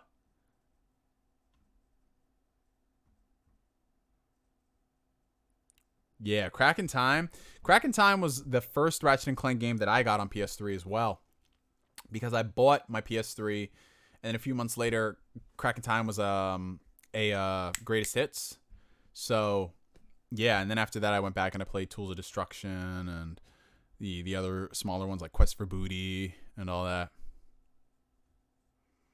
Then they came out with the PS4. They did a lot of experimental stuff with Ratchet and Clank. Like wasn't there like a tower defense type of game? I remember playing that, and then there was another smaller title. Yes, it's not really the first Nier, but yeah, it is getting a I don't even want to say it's a remaster because it's more than a remaster. They're going back and they're doing a lot of stuff for it. Have I played Conquerors? Yes, I have played Conquerors. I played Conquerors Bad Fur Day. Did not play the one on Xbox, the remake, which I really should on the Rare Replay. So, yeah. You ever watched Justice League? Yes, I actually, for the first time ever, sat down and watched Justice League last week, guys. And it just... I will say this much. I would have rather watched Batman versus Superman than watch Justice League. Hey, Maddie's back. Yeah, Tifa. All for One was the tower defense. There we go. Y'all over here like the encyclopedias and shit. Oh, so I feel like a proud brother right now because my younger brother. I say my younger brother, but my younger brother is 21. He just turned 21 in February. He's got a girl over at the house. His girlfriend. I'm just so proud. I'm so proud. I mean, he's had girlfriends in the past in high school, but like never the ones you bring over to the house. Because if you bring a girl over to the house, that's like some serious shit. If she meets your family, that's some serious shit. You know? So everyone drop some respect for my baby bro in the chat. That was a good one. That was definitely a good meme. Yo, honestly, BVS, I did not like BVS. I didn't enjoy that. That movie made me angry, but Justice League was just a sin. It was a blight on humanity. Suicide Squad is a good movie if you've had like 6 drinks, you know?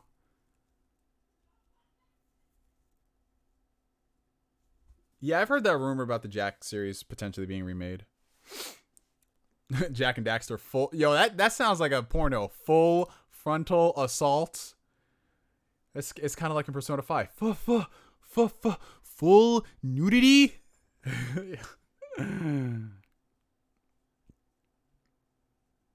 Damn, shout out to y'all, man. I know I keep saying shout out to y'all, but shout out to y'all. Hey, what's up, Suna? How you doing? Oh, I'm officially caught up with all the questions. That's crazy, but I'm going to go back to see if there are any ones I missed.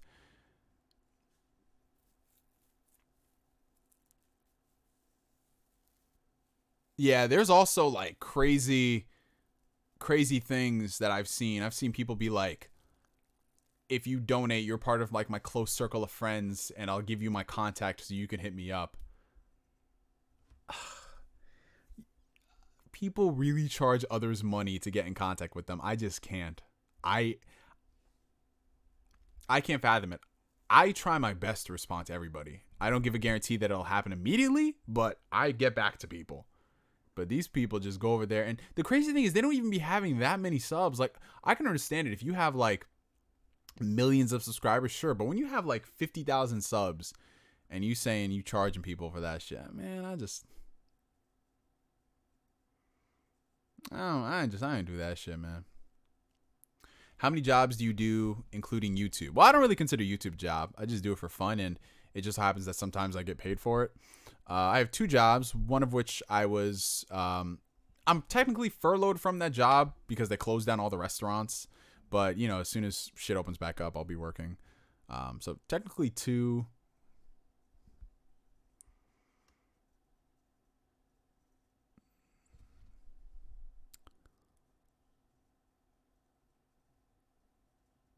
It's better to read books or look up info online about Black history. Yeah, unfortunately, that's the reality we live in. That is the unfortunate reality. Have you played Star Wars Battlefront 2 recently? Yes, I actually do have Battlefront 2 on a PC. And, yo, that game is a freaking trip to play. It's so much fun. You know, I'm glad I bought into it years after the fact because it's a great game now. And I paid like less than $20, so I'm happy.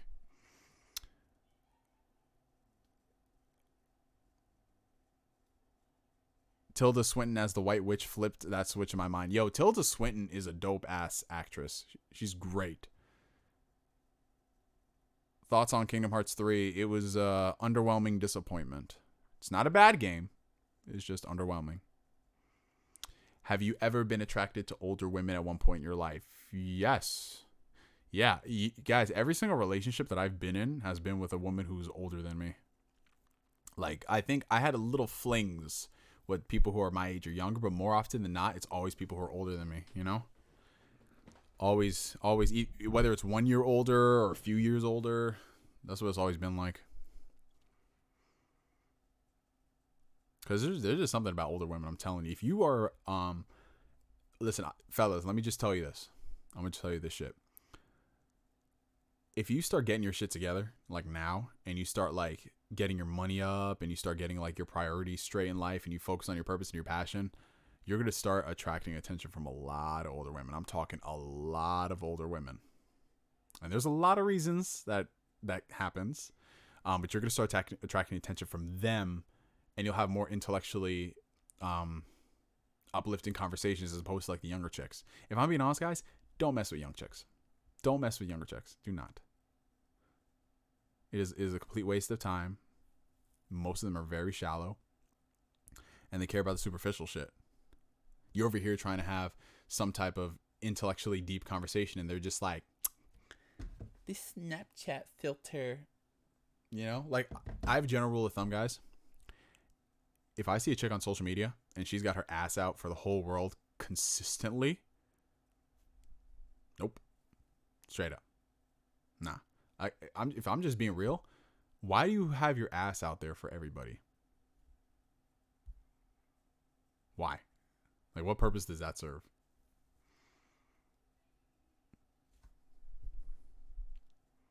Like, you can do whichever you want. I don't care.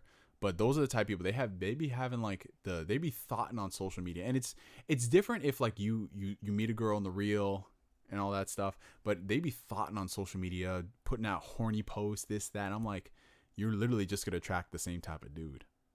You ain't going to attract a man.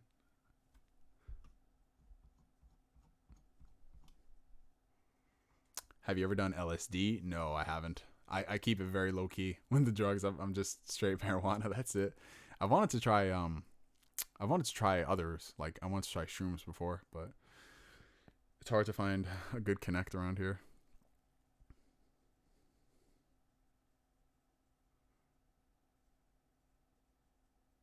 Oh, that's awesome. Yeah, you're at 21 days of the push-up challenge. I've seen that, Maddie. Good stuff, bro. Hey, Jiro, that's what's up, man. I mean, like I said, I do these streams because I like the fact that we can get everybody together. You know, a bunch of brothers. I know there's a couple of females in the chat. If you're watching right now, comment down below. You ain't alone here. It's not just the sausage fest, but you know, I be doing these streams because we all be thinking the same thing at the same time. Like, I've told y'all this. There have been times during this whole quarantine where I felt really depressed and alone and just uncertain of the future and things that have happened. And it's nice that like I'm not the only person going through this stuff, and it's great that you can confide in other people about it. So yeah, man, it's all love. This is what like this whole stream, everything is all love. That's all it is, man. We're here to bring each other up, not pull each other down. That's how it is. Neo, how do I get a girlfriend? You don't. You don't get a girlfriend. What you do is you focus on being the best version of yourself possible, and then they'll come to you.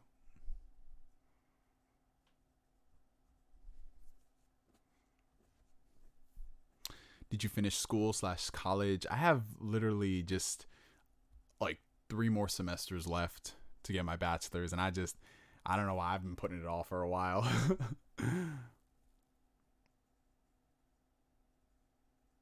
MILF Hunter Neo. Hey, man, I mean, I don't try it. They just be coming around, man. They just be coming around. Yeah, Battlefront 2 is free on the PlayStation Network. And the irony is that I bought it right before it went free. But I don't regret buying it on PC because it's beautiful to look at. It's really fun. Neo hangs out at the mart looking for... No, it's not even. I will say this much. Go to any restaurant. Go to any bar. Sit at the counter. Have yourself a nice drink. Trust me on this. Trust me on this. You don't got to put in the effort. He says this as I have a date with the same age girl tomorrow. No, listen, I ain't saying you can't, bro. I'm not saying that. Don't get it twisted. But there's just more maturity when they're older. Because they know what they want. Shrooms go 2 ways. Suicide or brain dead. Jesus. That's wild, bro.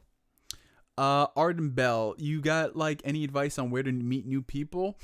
Well, honestly, it depends. So when it comes down to meeting new people, if you're someone who's in like school or you work in a particular job where you always come across new people, it's much easier. Like, for example, I told you one of my jobs is I work at a restaurant, And since I work in the restaurant industry, I'm always like out and about at a bar, just, hanging out, conversing with people. So that's one way to meet folks. But let's just say you work IT and you don't come across a lot of new people.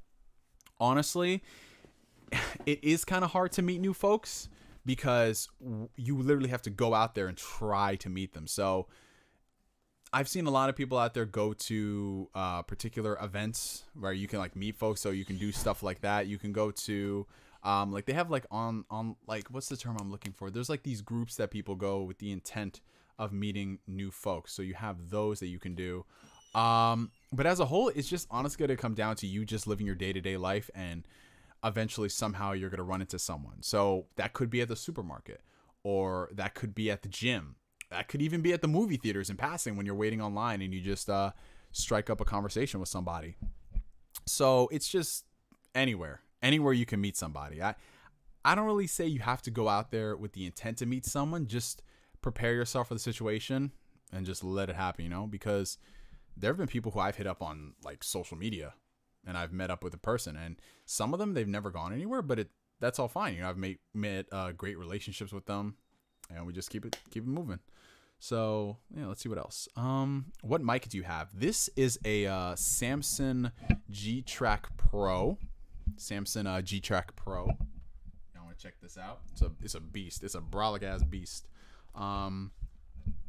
This is I used to have the Blue Yeti, as y'all can see right here.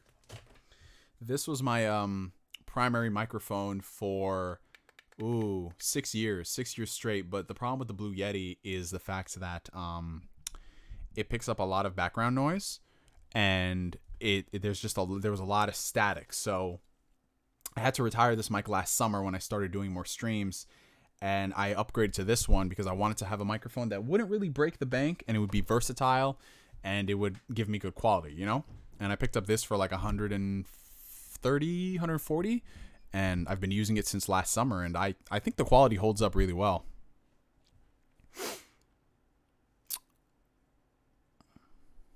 How do you make time for video games? The same way I make time for anything else. It's got to come down to, if you want to do something, then you'll make the time for it. So people will be surprised how much time they waste doing stuff. Like the people who just sit in bed when they wake up in the morning for 20 minutes, like that 20 minutes can be used to do something else. If you're just sitting in bed scrolling social media, why don't you use that 20 minutes to go and, I don't know, read a chapter of a book you've been putting off, or play a game for a little bit. You got to make the time. That's all it is. Whatever it is in life, whether it's gaming or a TV show or whatever, you can make time. Because I'm not like one of those people saying, if you just spend all this time watching Netflix, you ain't getting shit done. Motherfucker, shut up. Save us the semantics. Some people just need to mentally decompress with Netflix for an hour a day. That's not a problem. I hate people. You know the grind 24/7 types, those type of people who think if you're taking time off from working, you ain't working. Like, shut up. Oh, we got a $5 super chat from Techman771. You mentioned IT this it hard to meet new people. Try combining it with remote work, and it makes it difficult. I'm happy single, so I don't really care. Yeah, when you get into this whole situation, this whole pandemic is really going to re-examine exactly how much of the workforce you need at an office when you could do a lot of it remotely. You know what I'm saying? So it's going to be interesting to see the dialogue afterwards. But yeah, in situations like that, when you work from home, or you are a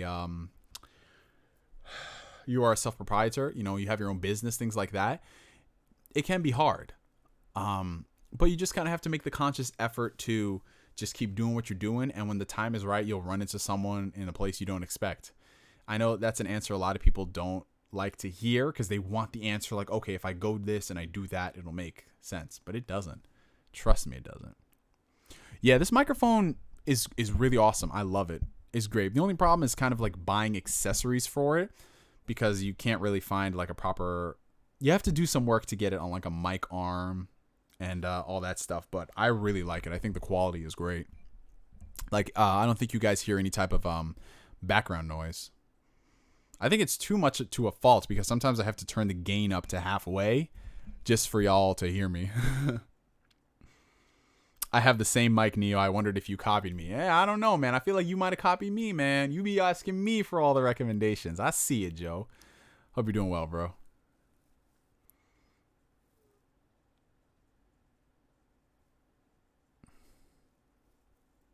Have you ever played Valkyria Chronicles? Yes. I love Valkyria Chronicles. It's one of my favorite games of all time. I own it on PC. I own it on PS4. I actually own 2 copies on PS4. I forgot I pre-ordered it on Amazon, and I also bought it at Best Buy because I had the Gamer Club unlocked. So I have 2 copies of the Steelbook. It's just one of my favorite games, man. It's one of the best strategy RPGs of all time. And it kind of sucks that the series never took off the way I wanted it to. Like, it took us almost 10 years to get a proper sequel to Valkyria Chronicles on a console, because we had 2 and 3 on the PSP, and then there was no games for a while. They came out with Azure Revolution, which we're not going to talk about. And they came out with Valkyria Chronicles 4, which I actually have right here. This is the special edition, the Memoirs from Battle. I got this on the Switch because y'all know I love the Switch. And it's a pretty big-ass freaking box. But yeah, I had to support it. As you can see, it is still sealed because I haven't gotten a chance to get into it. But the good thing is I waited to buy that, so I only got that shit for like $30. I think it was a great deal. Oh, okay. A couple more questions, and then we're going to wrap it up for the night, y'all, because we're going on 3 hours. What would the Kingdom Hearts Disney Plus series be about? Honestly, that's a good question, because I don't think they'll retell the story from the games. I think it might be something different. I just wanted to not be convoluted. I know it's kind of hard to expect from Kingdom Hearts, but something that's decent writing. What are your thoughts on the new live-action Avatar Netflix show? Well, they haven't told us anything yet, so I can't really have thoughts. I mean, the creators are working on it, so that's a good thing, but we'll have to see.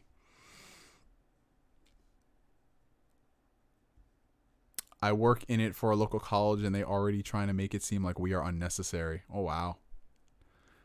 What games are you playing right now? Ooh, I'm going through Gears of War 5, Xenoblade Chronicles Definitive Edition. If we're talking new games that I'm playing, I just started a Plague Tales Innocence last night because it's on Game Pass, and a lot of people say good things about it, so I'm going through that. I'm playing a lot of, like, amidst all the long games, like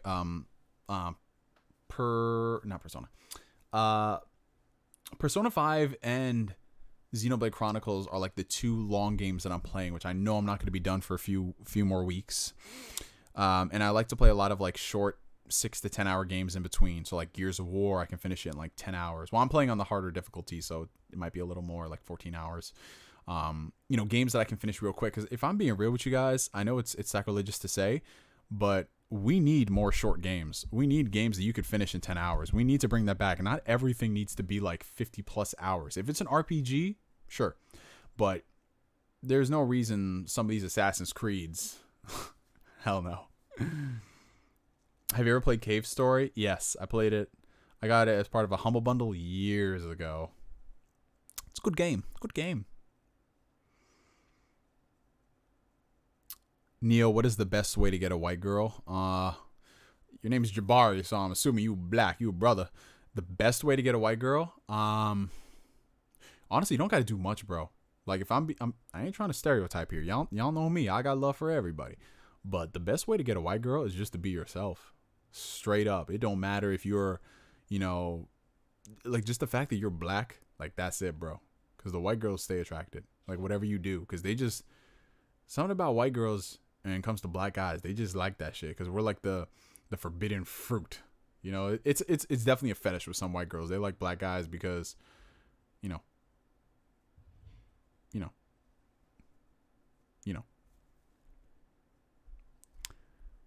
What kind of games do you expect the PS5 showcase to have? I just want to see gameplay of giving us a reason why we should buy the PS5.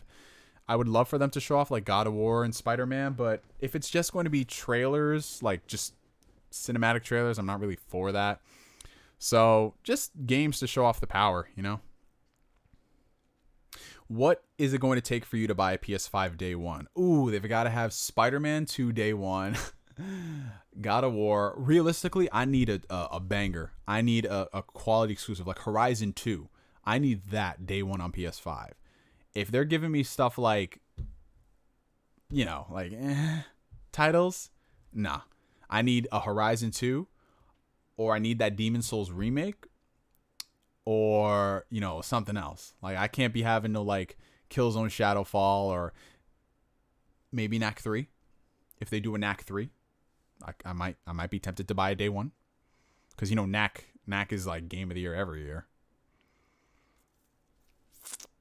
I feel like with all the remote work, it might make some people move to a cheaper state if they end up being permanent work from home. Yeah, honestly, like, the long-term ramifications from this whole situation, it's going to be very interesting. Like, you know, all those tech companies that require people move all the way across country, a lot of that work can be done remotely. So you start thinking like, maybe we don't necessarily have to be located here in order to keep shit moving. You know what I'm saying? So that might be a thing. It'll be very interesting.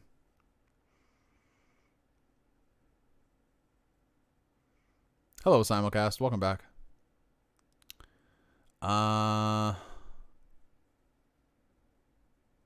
Hey man, I keep it 100% honest. Y'all know this.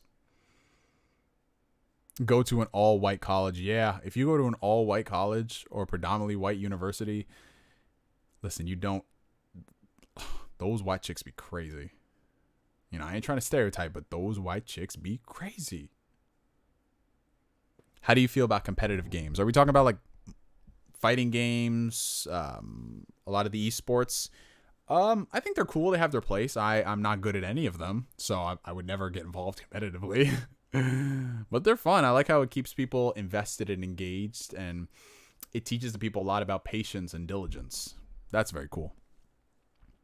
I need your input. You believe the Switch needs more multiplayer games? I feel like it's lacking. Yes, I am in favor of more multiplayer games across all platforms. Like, I feel like Sony dropped the ball this generation, charging for online, but not really giving you any multiplayer games to play. Because Xbox, at the very least, you have Halo and Gears of War. Like, yes, they don't have the same impact as last generation. We know this, but that's a multiplayer experience. Sea of Thieves, multiplayer experience. State of Decay, multiplayer experience. So they have those games, and they have people who want to play them. Even Nintendo, they charge $20 a year. They have Mario Kart. They have Splatoon. And I'm reluctant to say Smash Bros. Because the netcode on that game is just terrible. But yeah, I would love for Nintendo to put out more online games. Like, they've gotten better this generation. Like, they have Mario Tennis Aces and all that. So I'm thinking, yeah, long term, if they come out with more, that'd be great. I was so surprised that they included multiplayer on Doom for the Switch. I was playing some matches. I was like, yo, this is fucking weird.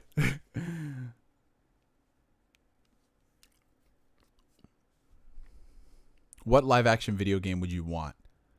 I don't really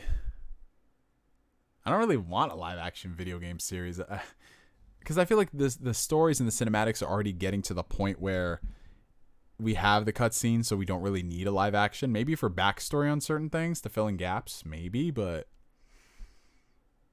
I would love for Mass Effect, like a sci-fi series like Mass Effect. That'd be amazing.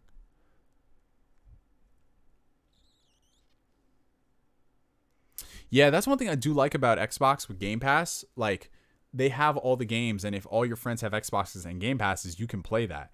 Like, I remember I downloaded the Master Chief Collection.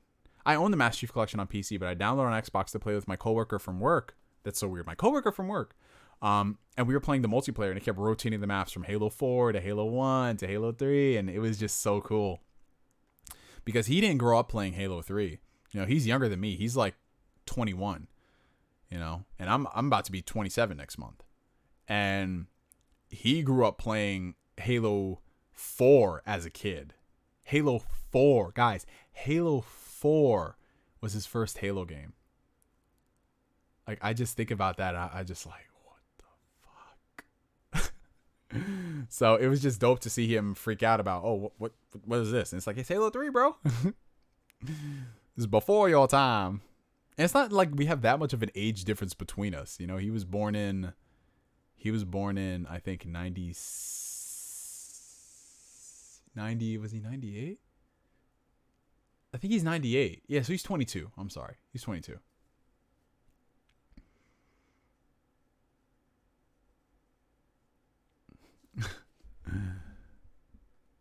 Yeah, I've been a big supporter of third-party games on Switch. You know. Yeah, they are doing a Halo TV series, but remember they were doing that Halo movie with Steven Spielberg for the longest time and never went anywhere. Yeah, next month is my birthday, guys. I'm a July baby. Do you think Nintendo will release a Switch Pro or a new console? I think if they're smart, they'll do a Switch Pro rather than an entirely new system because realistically, if they come out with a new Switch, it's going to be backwards compatible with all the games. So why would they come out with a new console that alienates everything that they've done this generation? Like the Switch is a genuine success as far as appealing to both the casual and the core gamer. That's something they didn't even have with the Wii. With the Wii, the core gamer they had to tell people there were games on the Wii. Whereas on the Switch, people see the games on the Switch. Even if you're not a fan of all of them, you can see the Switch has games. So if they went with a completely different system, I don't know. Unless they make it 100% backwards compatibility and it's based off the same architecture, I don't know. Oh yeah, they're still doing that Metal Gear Solid movie too. We'll see. I mean, because they have all these, like, Last of Us just got a director for its TV series. I think the writer for Chernobyl and one of the people who directed the episodes is working on it too. So that's surprising. So I think that's actually going to happen. The Metal Gear movie has been in development hell for the longest. Every movie, like they're talking. I remember they were talking about doing like a Candyland movie on the board game. What else are they talking about doing? Everything, you know. Yeah, we can't get a proper BioShock movie. In fact, I think it's better we don't get a BioShock movie. They'll probably ruin it. If PS5 was backwards compatible with everything, that'd be great. It's just impossible. It's impossible for them to do that. If they go ahead and do that, I'll be very surprised because the PS3 is always going to be the biggest outlier. You know? And if it was, it would just be you have to own all the discs. Like they wouldn't be able to sell it on the store. But if they did do the PS3 backwards compatibility, I could see it being more like software based, like similar to what they did with the Xbox One. So it'd be software based emulation and it'd be on a title by title basis. So Xbox backwards compatibility is not 100%. You can't just insert any Xbox or Xbox 360 game and have it work. You know, it's basically Microsoft have to go back, negotiate with these developers to put the games on the store. That takes a lot of work and resources and manpower. So I don't blame them for not going and getting all the backwards compatible titles.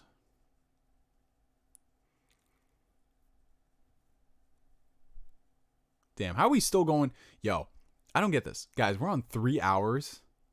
We just passed 3 hours and we're at over 104 viewers. Usually you lose viewers the longer you do a stream, but shout out to y'all. Shout out to y'all. We got a bunch of awesome people in here, man. But if I'm being real, guys, I am getting kind of tired right now. I have to go get myself some food because I did work out today. And all I've had after the gym was just a shake. So I need to get myself some food. What's on the menu for tonight? Ooh, I got some nice organic ground beef, so I'm going to cook up some of that. Ooh, my mom made this sticky rice. I'm going to try some of that. Yo, it's going to be good eats, man. Got to make some broccoli. Ooh, it's going to be nice. Yeah, y'all, this shit was legit as always. It's so fun. It's just always so fun kicking it with y'all on these Monday streams. Yeah, I'm curious, do any of y'all, do you come to these streams on Mondays because you know there's going to be a stream on Monday because we've been doing it for the past, 3 weeks or so? I think it's been more than 3 weeks. I think it's been 4 weeks. No, I think it's been 3 weeks. Or 4 weeks. I don't even know. But, yeah, this shit was fun. It's always fun, guys. Again, just last minute housekeeping things that we got to do.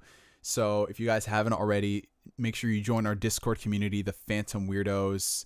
The link is going to be down below in the video description. As you can see here, we've got a bunch of different channels where we just all talk about stuff. We got a bunch of people who just joined the server and people post the memes. What the hell is this when you hear the sound of hentai in a Bluetooth video? Fuck you, Gabe. I hate you, but I love you. And people post the memes because that's what people do. But yeah, just this is our community where we can just talk about stuff. We got Backlog Brigade talking about the games we played, and just a whole bunch of other stuff here as well. And yeah, it's very simple as far as like the rules are concerned. It's just no harassment. Don't be a dick to people. Just don't. Keep the topics to the particular channels, and then just be kind to one another, guys. We're all a legit family here. We're all going through the same shit in life, so just be there for one another. That's what it all is, man. It's just all love, all positivity, and all that jazz. And yeah, in addition to that, I do have a Twitch channel, which is down below in the video description if y'all want to check that out. We're going to be streaming some more games this week. We're going to do some more Banjo-Kazooie in addition to Final Fantasy 15 Episode Arden. In fact, we might do Episode Arden, if not tomorrow night, then Wednesday. Because I know not Thursday, because Thursday I actually have I have an interview scheduled. A person hit me up saying, hey, can you be on my podcast? I said, yeah, sure, why not? So I have that Thursday night. And the PS5 event is Thursday. So I might stream the PS5 event on Thursday. Let me know what you guys think about that, because I think that would be a lot of fun. But yeah, other than that, guys, the Discord, Twitch, everything is down below in the video description. Thank you so much to everybody who donated with the super chats. I really do appreciate that. Thank you to everybody who came to the stream. Y'all are amazing, as always. I mean, you know what it is. You know the vibe, y'all. You know what it is. But I just always want to remind you guys that y'all are amazing. Y'all are awesome. And above all else, you matter. You matter, you matter, you matter. But yeah, y'all have yourselves a good rest of the night, and I will see you on the next stream. Peace.